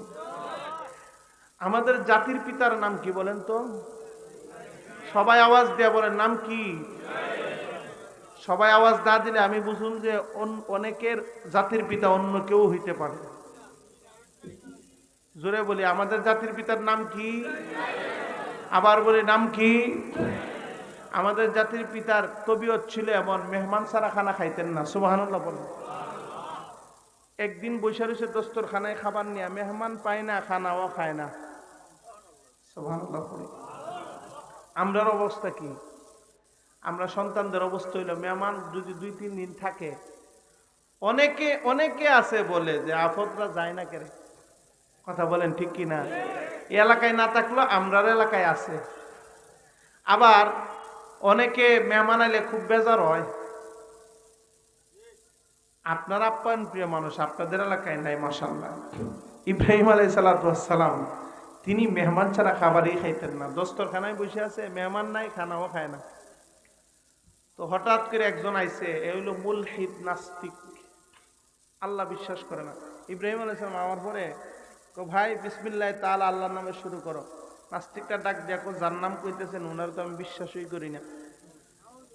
ইব্রাহিম আলাইহিস সালাম মনে মনে কয়, তোমার মতো একটা কাট্টা কাফের নাস্তিকের জন্য আমি এতক্ষণ ধরে বিছানা দস্তরখানায় খাবার নিয়ে বসে আছি। না, আল্লাহ বিশ্বাস না করলে আমার দস্তরখানায় তোমার কোনো খাওয়ান নাই। কথাটা যৌক্তিক নেই? কথা বলে। এবার এক পর্যায়ে ওই লোক কয়, যেটা বিশ্বাস করিনি এটা কইতাম না, খাওয়ান দিলে দো, না দিলে দেয়। এক পর্যায়ে নাস্তিক লোকটা না খায়া ওই ইব্রাহিম আলাইহিস সালামের দস্তরখানা থেকে উঠে চলে যায়। আল্লাহ রাব্বুল আলামিন খলিল ইব্রাহিমকে ডাক দিয়ে কয়, আমার খলিল ইব্রাহিম, লোকটা তোমার দস্তরখানায় খাবারের জন্য বসেছিল, আবার কেন চলে গেল? আল্লাহ কৈফিয়ত চাইলেন, জানতে চাইলেন। ইব্রাহিম খলিলুল্লাহ ডাক দিয়ে কয়, মালিক, যে তোমার স্বীকৃতি দেয় না আমার দস্তরখানায় তার কোনো খাবার নেই। আল্লাহ যে তোমাকে রব্বুল স্বীকৃতি দেয় না আমার দস্তরখানায় তার কোনো খাবার নাই। আল্লাহ রাব্বুল আলামিন ইব্রাহিম খলিলুল্লাহকে ডাক দিয়ে কয়, ও ইব্রাহিম, এক বেলা তোমার রবের স্বীকৃতি না দেওয়ার কারণে তুমি তাকে রাগ করে তোমার দস্তরখানা থেকে তাড়ায় দিয়েছো। তো এই লোকটা বিগত 40টা বছর পর্যন্ত একটা বারের জন্য আমাকে রব বলে স্বীকৃতি দেয় নাই, অথচ 40টা বছরের ভিতরে আমি আল্লাহ এক ওয়াক্তের খাবার আমি আল্লাহ বন্ধ করি নাই। আল্লাহ রাব্বুল আলামিন ইব্রাহিম খলিলুল্লাহকে ডাক দিয়ে কয়, ও আমার খলিল ইব্রাহিম, তুমি যাও যাও লোকটাকে খুঁজে বের করে তোমার দস্তরখানা থেকে তার রিজিক থেকে খাইবার দাও। সুবহানাল্লাহ। এবার ইব্রাহিম খলিলুল্লাহ লোকটাকে খুঁজতে আরম্ভ করে দেয়। খুঁজতে খুঁজতে একটা পর্যায়ে লোকটার সন্ধান পেয়ে যায়।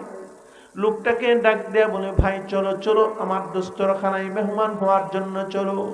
আমার লোকটা কায়দা করে বলে, না না, যেই দস্তরখানা থেকে আমাকে তাড়ায় দিয়েছে ওই দস্তরখানায় আমি আর দ্বিতীয়বারের মতো যাব না। ইব্রাহিম নবী বারবার তাকে রিকোয়েস্ট করলেন, বারবার রিকোয়েস্ট করার ফলে একটা পর্যায়ে লোকটার দিলের ভিতরে একটু মায়া হয়। লোকটা বার ডাক দেয়া কয়, ঠিক আছে আমি আপনার দস্তরখানার মেহমান হব। লোকটা এক পর্যায়ে ইব্রাহিম খলিলুল্লাহর ঘরে দস্তরখানার মেহমান হয়ে যায়। লোকটা যে নামাত্র তার মুখের ভিতরে খাবারের লোকমাটা ঢুকাইবি, সামনে নেওয়ার সাথে সাথে কৌতূহল বশত তার ভিতরে একটা প্রশ্ন জেগে উঠল। ইব্রাহিম খলিলুল্লাহকে নাস্তিক লোকটা ডাক দেয়া কয়, আচ্ছা বলুন তো, কোন কারণে আপনি আপনার দস্তরখানা থেকে আমাকে তাড়ায় দিয়েছিলেন? কেনই বাবার দ্বিতীয়বারের মতো রিকোয়েস্ট করে খুঁজে খুঁজে আমাকে বের করে আপনার দস্তরখানার মেহমান বানাইলেন? কারণটা আমি জানবার চাই। ইব্রাহিম খলিলুল্লাহ আবার ডাক দেয়া কয়, ভাই শোনো, তোমাকে যখন আমি আমার দস্তরখানা থেকে তাড়ায় দিয়েছি তখন আমার রব আমার কাছে কারণ জানতে চেয়েছে। আমি আমার রবকে বলেছি, আমি আমার মালিক আল্লাহকে বলেছি, মালিক, যেই লোক রবের স্বীকৃতি দেয় না তাকে আমি আমার দস্তরখানা থেকে কিভাবে খাবার খাওয়াইতে পারি? আল্লাহ আমার এই কথা শোনার পরে আল্লাহ বলেছেন, আমার খলিল ইব্রাহিম, একবেলা তোমার রবের স্বীকৃতি না দেওয়ার কারণে তুমি তাকে তোমার দস্তরখানা থেকে তাড়ায় দিয়েছো, অথচ বিগত 40টা বছর পর্যন্ত আমার বান্দাটা একবারের জন্য আমাকে রব বলে স্বীকৃতি দেয় নাই। 40টা বছর পর্যন্ত এক বেলার খাবার আমি আল্লাহ বন্ধ করি নাই। আল্লাহ আমাকে বলেছেন তোমাকে খুঁজে বের করে তোমার রিজিক আমার দস্তরখানা থেকে খাইবার দেওয়ার জন্য, এই জন্য আমি তোমাকে খুঁজে বের করে নিয়ে আসি। আমার নাস্তিক লোকটার চোখের পানি গুলো ছেড়ে দিয়ে কান্নার ভাই, ওগো আল্লাহর পয়গম্বর ইব্রাহিম, সত্যি কি আপনার রব আমার ব্যাপারে এমন কথা বলেছে নাকি? ইব্রাহিম খলিলুল্লাহ বলে, সত্যি আমার রব আপনার ব্যাপারে এই কথা বলেছেন। আবার ওই নাস্তিক লোকরা ডাক দেয়া বলে, যেই রব বিগত 40টা বছর পর্যন্ত এক বেলার জন্য আমার রিজিক বন্ধ করে না, ওই রবের উপর ঈমান আনার আগে এক লোকমা খাবার আমি গ্রহণ করব না। তাহলে দেখেন, আল্লাহ সার্বজনীন যদি না হতেন পৃথিবীর কোন নাস্তিক বেঈমানদের এক লোকমা খাবারও আল্লাহ দিতেন না। কথা বলেন ঠিক কিনা? প্রিয় ভাইয়ের আমার, যারা নামাজ পড়ে না তারা যদি খাওয়ান আল্লাহ বন্ধ করে দিত, ফজরের সময় মসজিদে জায়গা লইতো নি, আর আসতে কর, তাইলে আল্লাহ সার্বজনীন, সকলের জন্য রব। এই জন্য আল্লাহ নাস্তিককেও খাওয়ায়, মুশরিককেও খাওয়ায়, বেঈমানরেও খাওয়ায়। কথা বলেন, কথা ঠিক কিনা? এবার এরা খায় আর কয়, আল্লাহ আমরা বানা না পাইলে এত টিয়ার মালিক বানাইলো নি? এরকম কয়নাওয়ালার লোক সিলেটে নাই, আসেনি? ওই যে হেদি নামাজ পড়ে হেদি কুস্তা নাই, আর আমি নামাজ পড়ি না, আল্লাহ আমার পছন্দ করছে, লিখিত দিছে। কথা ঠিক কি না? কথা শর্ট করে ফেলামো, আমার আবার ডাকা যাইতেইব, কথা বলেন ঠিক কিনা? যে আপনাদের মহাব্বত আর ভালোবাসায় আমার শর্ট করার কথা থাকলো, কেন যেন লম্বা হয়ে যেতেছে, খারাপ লাগতেছে না আপনাদের? ওই পুরস্কারের কথাটা আমি কয়ে ফেলাই। দুইটা পুরস্কার, যদি ইখলাসের সঙ্গে যদি নেক আমল করা যায় তাহলে পুরস্কার আল্লাহ দিবেন দুইটা। সমন্দ আলীর ফুরি মেয়ে তৈমুন নেসা জকিগঞ্জ নগদ দিছেন 1000। মারহাবা বলেন। আল্লাহ দান কবুল করুন, মঞ্জুর করুন, সকলে পড়ি আমিন। পুরস্কার দুইটা সংক্ষেপে বলি। 1 নাম্বার পুরস্কার, ইমানের হালতে যারা নেক আমল করবে, 1 নাম্বার পুরস্কার আল্লাহ কয় ফালানুহইয়ান্নাহু হায়াতান তাইয়্যিবা, আল্লাহ দুনিয়াতে আনন্দময় জীবন দান করবেন। সুবহানাল্লাহ পড়ি। আনন্দময় জীবনের ব্যাখ্যায় মুফাসসিরিনে কেরামগণ বলেন, দুনিয়াতে যারা অল্পতে তুষ্ট থাকবে আনন্দময় জীবন লাভ করবে। সুবহানাল্লাহ পড়ি। শেষ পুরস্কার অনেক মজার কথা, এই কথা শুনলে প্রত্যেকটা মুমিনের ভিতরে ইবাদতের আগ্রহ তৈরি করে দিবেন যিনি, তিনি কে? আল্লাহ রাব্বুল আলামিন।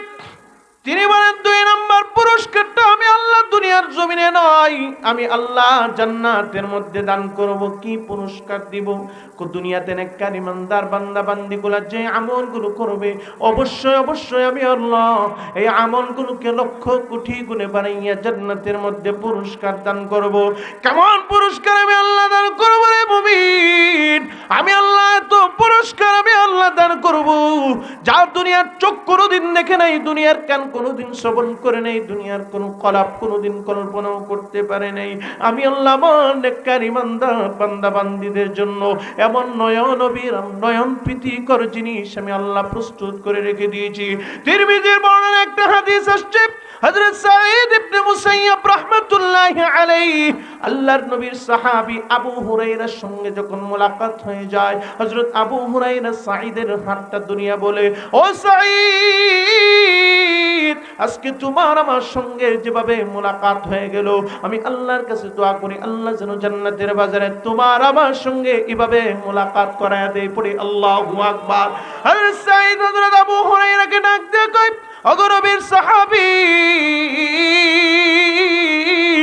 জান্নাতের মধ্যে কি বাজার হবে নাকি গো?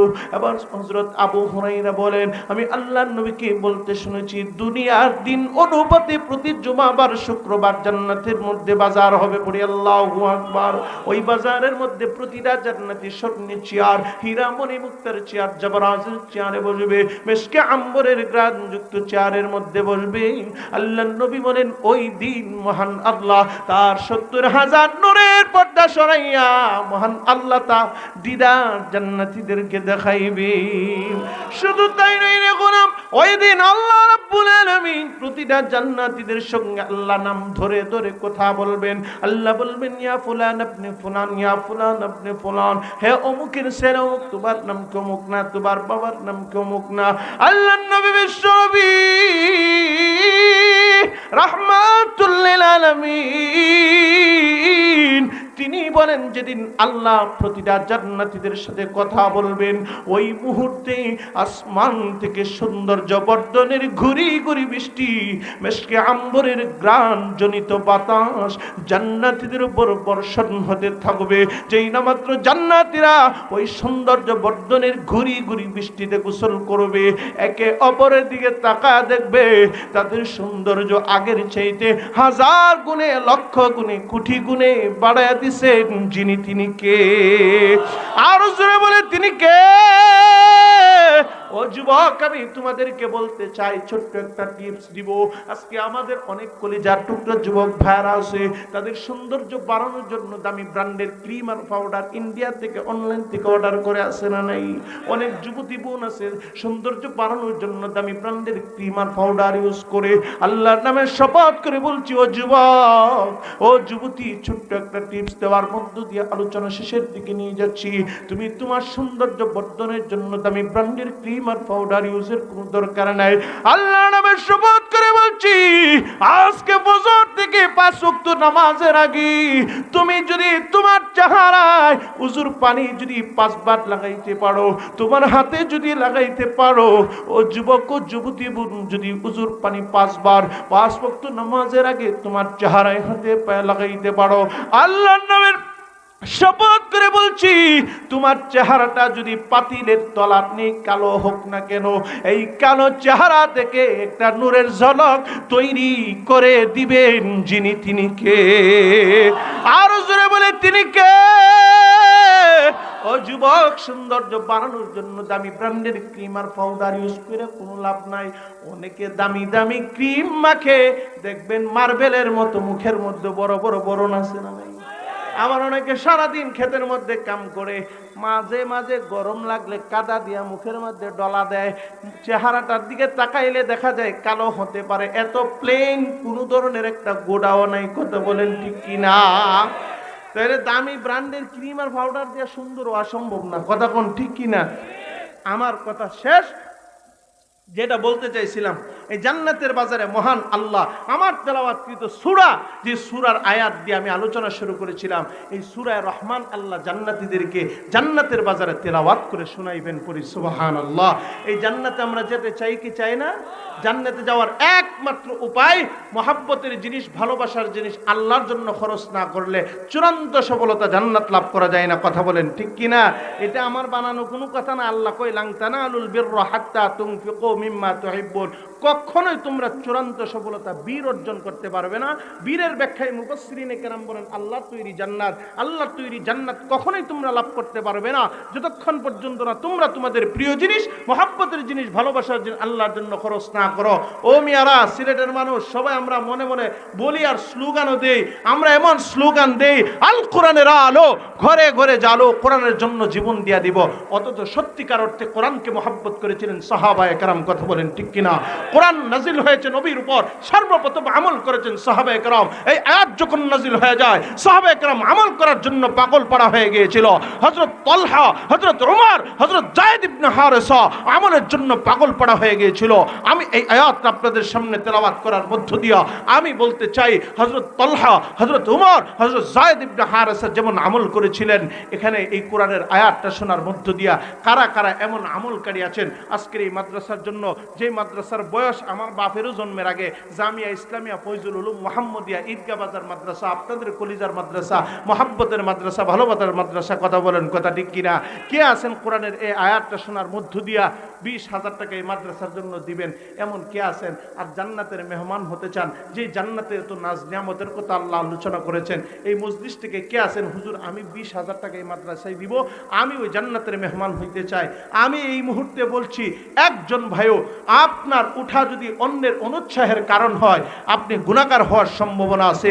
আমি বিশ্বাস করি এখানে সবাই টাকা নিয়ে আসে নাই, সবাই দিতে পারবে না। তবে আল্লাহ শপথ করে বলতে পারি, একজন ব্যক্তি যদি বসে থেকে অন্যের উৎসাহের কারণ হয়, আল্লাহর কসম, অন্য দান করে যে সওয়াব পাবে, আপনার আমল নামায় অটোমেটিক একটা সওয়াবের হিস্সা পৌঁছায় দিবেন যিনি, তিনি কে? আর আসতে বলি তিনি কে? কে আছেন 20,000 টাকা একজন ভাই আছেন? বলতে পারেন যে হুজুর আমি জান্নাতের মেহমান হতে চাই, 20,000 আমি দিব। আসেননি এরকম কেউ? একজন থাকলে বলেন যে 20,000। পারবেন না। আমি ছোট্ট করে বলছি, বড় করে আমি বলার কোনো শখ নাই। আজকে আমাদের প্রধান বক্তা যিনি চলে আসছেন, আমি ছোট্ট করে বলবো, কোরআনের আব্দুস সুবহান না, লিল্লাহি তাকবীর, জনাব আব্দুস সুবহান সাহেব শেখ পাড়ার, তিনি 5,000 দিবেন, আরো 5,000 দিবেন। পড়েন মারহাবা। রব্বুল আলামিন দান কবুল করো, মঞ্জুর করো, পুরো বাবা সবাইকে মাফ করে দাও। হায়াতে রিজিকে আমলে তুমি মালে বরকত দান করে দাও। আল্লাহ দুনিয়ায় বানাও দুনি, আখিরাতে পান করায় হও যে কাউসারের পানি। সকলেই পড়ে আমিন। আমি মুসাফির মানুষ, একেবারে টাটকা মুসাফির। কথা বলেন ঠিক কিনা? আমি ছোট্ট একটা কথা বলবো। সুনামগঞ্জের সিনাকান্দি বাজার একটা জায়গা আছে, চিনেননি আপনারা? হ্যাঁ, নাম শুনছেন মনে অনেকে। আমি গত 2 থেকে 3 বছর আগে গেছিলাম, রাতের বাজে 1টা। আমার বলছিল হুজুর একবার আদায় হয়েছে, মসজিদের দিকে একটু থাকান, মাদ্রাসার দিকে একটু থাকান, একটু যদি কথা বলতেন। রাত বাজে 1:30, 1টার পর হবে। আমি শুধুমাত্র কেবলমাত্র সুনামগঞ্জের সিনাকান্দি বাজারের যুবকদেরকে ডাক দিয়েছিলাম, ও যুবক, কোরআনকে মহব্বত করো, ভালোবাসো। কোরআনের একটা অক্ষর, একটা নোক্তা তামাম পৃথিবী বিক্রি করেও একটা অক্ষরের বিনিময় দেওয়া সম্ভব না। কথা বলেন, কথা ঠিক কিনা? তো কোরআনকে যে মহব্বত করো, ভালোবাসো, কোরআনের সম্মানার্থে মুনাজাত তো হবে। বরকুতি আজকে মজলিস, শুক্রবার রাত, এই কোরআনের মহব্বত আর ভালোবাসায় আমি এই মজলিসটিকে দেখতে চাই, 30 জন যুবক দেখতে চাই। আল্লাহর কসম, এক বিন্দু পরিমাণ আমি মিথ্যার আশ্রয় নিচ্ছি না। আমি আপনাদেরকে বলতে চাই, যেই মাত্র বলেছিলাম রাতের একটা গভীর রজনী, মুহূর্তের মধ্যে 30টা যুবক দাঁড়িয়ে গিয়েছিল। মাসকে আদার দিলে যেমনি ভাবে দাঁড়িয়ে যায়, 30টি যুবক দাঁড়িয়ে গিয়েছিল। আমি 3 বছরের মধ্যে যত মাহফিল করেছি, ম্যাক্সিমাম মাহফিলে তাদের দৃষ্টান্ত এবং নজির আমি উপস্থাপন করেছি। আমার দিলের ভিতরে যেন কিভাবে উতলায় উঠেছে। প্রত্যেকটা মাহফিলে তাদের জন্য দোয়া হয়েছে। আজকেও দোয়া অটোমেটিক চলে আসছে। আল্লাহ তাদেরকে কবুল করো, সকলে পড়ি আমিন। এমন একটা নজির আমি এখান থেকে দেখতে চাই। আর এতটুকুন বলতে চাই, নবী বলেছেন, মান জাআলাল কুরআন আমামা ওয়া কাদাহু ইলাল জান্নাহ, যে ব্যক্তি চলতে ফিরতে কোরআনকে সামনে রাখবে সর্বাবস্থায়, কিয়ামতের ময়দানে কোরআন তার হাতে ধরে টেনে টেনে আল্লাহর জান্নাতে পৌঁছায় দিবে। জবান খুলে পড়ি সুবহানাল্লাহ। কোরআনের মহব্বত আর ভালোবাসায় 30টি পারা আমাদের সামনে আছেন, বিনিময়ে নয়, সম্মানার্থে। আমি আপনাদেরকে বলতে চাই, প্রথম 10টি পারার সম্মানার্থে এই মজলিস থেকে 5000 করে 10 জন ভাই কে আছেন, আমি আজকে শুধু এই দোয়াটুকুন করব। জীর্ণ শীর্ণ একটা বাড়ি থেকে উঠে আসা ছেলে হাফেজ সালাহ আহমদ তাকরিম বুকে বাংলাদেশের পতাকাকে ধারণ করে তামাম পৃথিবীকে বাংলার পতাকা উড্ডীন করেছে। পড়ি আল্লাহু আকবার। আমি তো এই দোয়াটুকুন করব, আপনার পরিবার বংশ থেকে যেন আল্লাহ বিশ্বজি হাফেজ সালাহ আহমদ তাকরিম তৈরি করে দেয়, নাজমুস সাকিব আর জাকারিয়া যেন তৈরি করে দেয়। কে আছেন প্রথমবারের সম্মানতে 5000 টাকা? মিজানুর রহমান শেখপাড়া 5000। মারহাবা। আল্লাহ দান কবুল করো, মঞ্জুর করো, পূর্ববার সবাইকে মাফ করো, হায়াত রিজিক আমলে মালে বরকত দান করো, পরিবার বংশ থেকে বিশ্বজয়ী হাফেজ আলেম বানাও, সকলে পড়ি আমিন। 2 নম্বর কে বলেন? 2 নম্বর পারার সম্মানতে 5000 টাকা কে আছেন? 2 নম্বর আমি দোয়া করব আজকে মুসাফির অবস্থায়। মুসাফিরের দোয়া যে কবুল হয়, এর অনেকগুলো কারগুজারি আছে। আমি কইতাম না, এটা কইলে পরে আমি বিপদে পড়ব।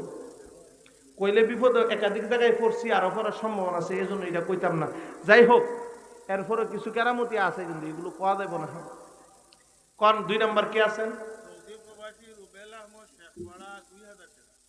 মারহাবা বলি। সৌদি প্রবাসী রুবেল আহমদ শেখপাড়া 2000 টাকা। আল্লাহ তার প্রবাস জীবনকে সুখময় করুক, আনন্দময় করুক, হালাল ইনকামে বারাকা দান করুন, সকলে পড়ি আমিন। এখানে নাই 5000 টাকা 2 নম্বর একজন ব্যক্তি।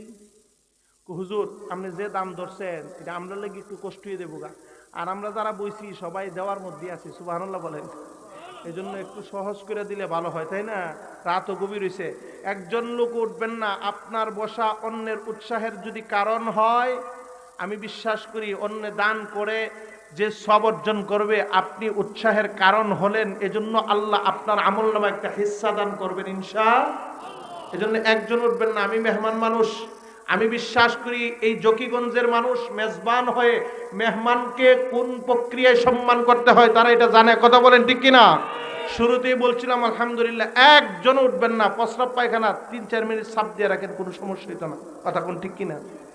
জান 1 নাম্বার গেছে। বাকি যে 10 পর্যন্ত কইছিলাম 5000, 2000 করে ইনশাল্লাহ। অটো চালাও তুমি, যুবক তুমি কৃষি কাজ করো, 2 পার আজকে দাও।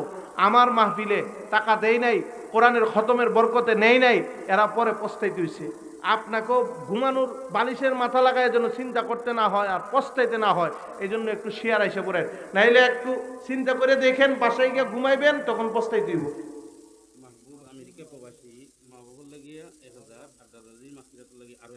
মাহবুব আমেরিকা প্রবাসী আর দাদা দাদির জন্য 2 জনে মিলাইয়া 2000 টাকা। 2 পারার সম্মানে আল্লাহ দান কবুল করো, মঞ্জুর করো, পূর্ববার সবাইকে মাফ করো, হায়াত রিজিক আমলে মালে বরকত দান করো। আল্লাহ প্রবাস জীবনকে সুখময় করো। আল্লাহ তার দাদা দাদিকে মাফ করে দাও, সকলেই পড়ি আমিন।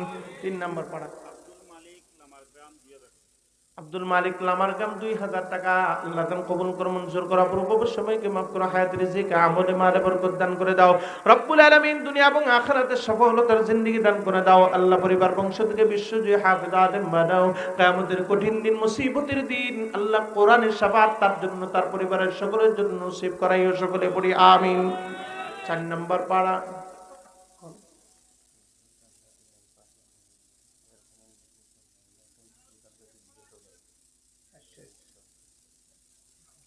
কে কে জালালউদ্দিন শেখ পারা 2000 মারহাবা বলি আল্লাহ দান কবুল করে মঞ্জুর করে পূর্ব সবাইকে মাফ করে হায়াত রিজিক আমলে মালে বরকত দান করে সকলে পড়ি আমিন আল্লাহর এক বান্দা নগদ 1500 আল্লাহ দান কবুল করে মঞ্জুর করে মাশাআল্লাহ লিবিয়া প্রবাসী আব্দুল করিম 5000 আল্লাহ দান কবুল করে মঞ্জুর করে পূর্ব সবাইকে মাফ করে হায়াত রিজিক আমলে মালে বরকত দান করে সকলে পড়ি আমিন আলহামদুলিল্লাহ ইনশাআল্লাহ আমার কাছে আপনারা এই বরকত ধাপে ধাপে নেবেন আমি তো আসলে মানে অন্ধের মধ্যে আছি কারণ এই এলাকায় আমি সর্বপ্রথম আসছি এই এলাকায় এখানে যারা বসা আছে আমার উস্তাদের কথা বলেন ঠিক কি না আলহামদুলিল্লাহ আপনারা থেকে কেমনে কোন কৌশলে কি করতে হয় এরকম জাননেওয়ালা লোক আমার চেয়ে বহু অভিজ্ঞতা লোক এখানে বসা আছে কথা বলেন ঠিক কিনা আপনারাও চিনেন ওনার অপেক্ষায় বসে আছেন উনি এমন কায়দা কইরা দোয়া দিব যে দোয়া আমি দিয়ে দিতাম না কথা বলেন ঠিক কিনা এই জন্য ওনার কাছে ওনারা বসাই রেখে আমি কালেকশন করা এটা মনে করেন যে মার কাছে মাওর বাড়ির গল্প করা কথা বলেন ঠিক কিনা এই গল্প আমি করব না তবে আমি এটাও বিশ্বাস করি আপনারা একটু মানে অনেক সময় আছে নতুনত্বকে অনেকেই আছেন একটু আকর্ষণ লাগে যার দরুন আমার বলা আমি মুসাফির মানুষ মাত্র 2 মিনিট আমি আমার মতো করে 2 মিনিট বাকি যে পাড়াগুলো আছে নগদ ইনশাল্লাহ কেউ যদি থাকে আব্দুল সামাদ 5000 টাকা মারহাবা পড়ি আল্লাহ দান কবুল করে মঞ্জুর করা পূর্ব সবাইকে মাফ করো হায়াত রিজিক আমলে মালে বরকত দান করে দাও রব্বুল আলামিন দুনিয়া এবং আখিরাতে সফলতার জিন্দেগি দান করে সকলেই পড়ি আমিন আরেকজন নগদ 500 আল্লাহ দান কবুল করো মঞ্জুর করো পূর্ব সবাইকে মাফ করে সকলেই পড়ি আমিন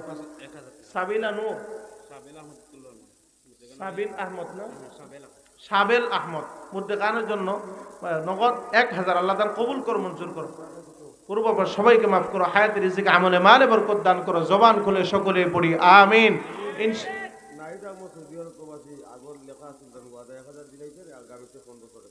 নাহিদ আহমদ আমেরিকা প্রবাসী সৌদি আরব প্রবাসী আগের ওয়াদা ছিল 1000 দিছে আগামীতে 1500 করে দিব মারহাবা পড়ি আল্লাহ দান কবুল করো মঞ্জুর করো পূর্ব সবাইকে মাফ করো হায়াত রিজিক আমলে মালে বরকত দান করো জবান খুলে সকলে পড়ি আমিন আমি ঢাকা যাই দিব ঢাকা সিলেটের রাস্তার অবস্থা খুব খারাপ এই জন্য ইনশাল্লাহ হুজুর আছেন কথা বলবেন আপনারা দিবেন আসলে মানে কিছু জিনিস আছে হইলো ওই ঢিল মাইরা নষ্ট করার চাইতে এমনিতে ভালো কথা বলেন ঠিক কিনা এই জন্য খাবলায়া নষ্ট না করি হযরত আছেন কথা বলবেন আমি যতটুকুন কথা বলছি এই কথাগুলোর উপর আমাকে আপনাদের সকলকে আমলের তৌফিক দান করুন সকলে পড়ি আমিন ওয়া আখিরু দাওয়ানা আনিল হামদুলিল্লাহি রাব্বিল আলামিন আসসালামু আলাইকুম ওয়া রাহমাতুল্লাহি ওয়া বারাকাতুহু জি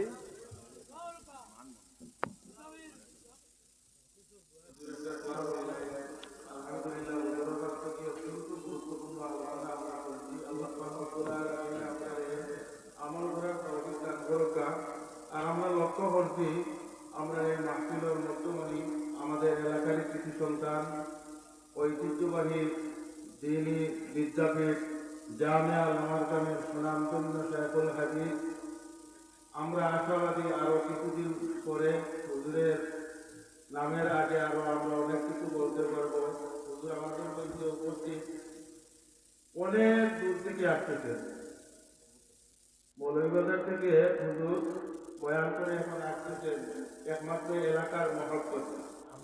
এলাকার মহব্বতে হুজুরের জন্য আমরা দোয়া করব আমাদের আজকের প্রধান অতিথি হুজুরের জন্য আমরা দোয়া করব অত্যন্ত গুরুত্বপূর্ণ আলোচনা আমাদের সামনে উপস্থাপন করেছেন রাত্রে এখন প্রায় 1টার উপরে হয়ে গেছে এত সময় পর্যন্ত আসলে বয়ান সাধারণত ওনারা করেন না কিন্তু আমাদের অবস্থা দেখে মাহফিলের অবস্থা দেখে আমি বিশ্বাস করি হুজুরের আলোচনাও লম্বা হয়েছে তো আলহামদুলিল্লাহ আমরা আশা করব হুজুরের সংক্ষিপ্ত হলে আমরা একটু দোয়া পাবো।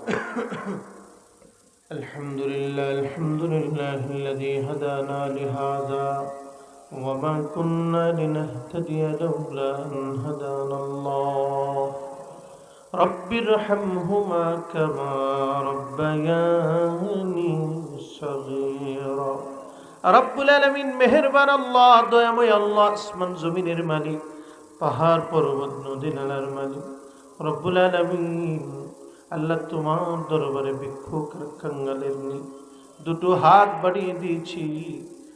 মালিক, জিন্দিগির জানা অজানা গুনাহগুলি তুমি মাফ করে দাও। আল্লাহ, মাথার তালু থেকে নিয়ে পায়ের তালু পর্যন্ত এমন কোন জায়গা নাই যেই অঙ্গগুলো দিয়া গুনাহ হয় না। আল্লাহ, চোখের দিকে নজর দিলে দেখি চোখ জিনা করতে করতে বড় নাপাক হয়ে আছে। জিহ্বার দিকে নজর দিলে দেখি জিহ্বা মিথ্যা বলতে বলতে বড় নাপাক হয়ে আছে। আল্লাহ, অন্তঃকরণের দিকে তাকাইলে দেখি আমাদের অন্তঃকরণ গুনাহের চিন্তা করতে করতে বড় নাপাক। আল্লাহ, হাত নাপাক, পা নাপাক।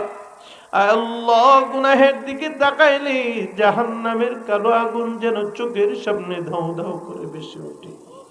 নেকামলে তলপনে কামলের দিকে তাকাইলে আয় আল্লাহ, তোমার রহমতের জান্নাতের আশাও করতে পারি না।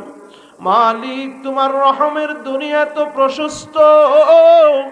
আয় আল্লাহ, তোমার রহমের দরিয়ায় আমাদেরকে সুবাইয়া, আমাদেরকে ডুবাইয়া পাক সাব বানাইয়া জান্নাতের মেহমান হিসেবে তুমি কবুল করে নাও। আয় আল্লাহ, জান্নাতি আমলের তৌফিক আমাদের সবাইকে তুমি দান করে দাও রব্বুল আলামিন। আমার সাথে যারা হাত বাড়িয়েছে, অনেকে মা হারিয়েছে, অনেকে জন্মদাতা পিতা হারিয়েছে রব্বুল আলামিন। যে সন্তানগুলোর মা নাই আমার সাথে হাত বাড়িয়েছে, আয় আল্লাহ, মা হারা সন্তানগুলো জানে মায়ের কণ্ঠের আওয়াজ কত মধুর হয়।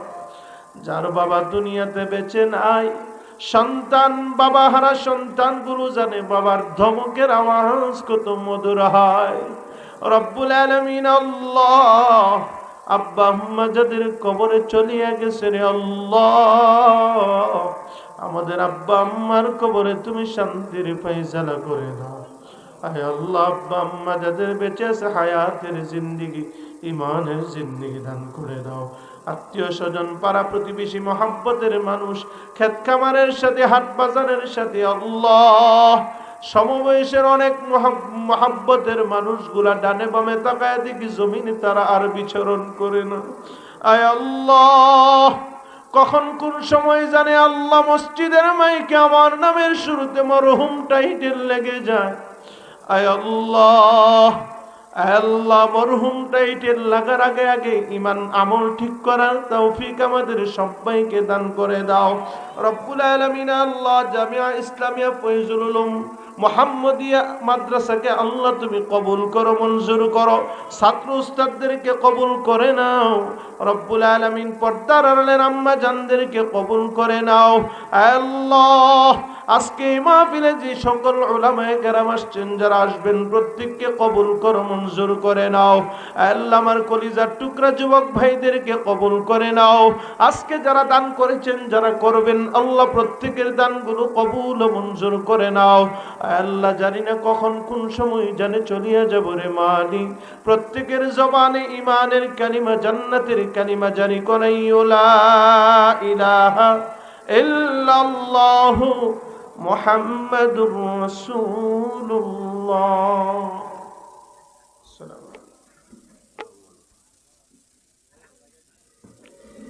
নারে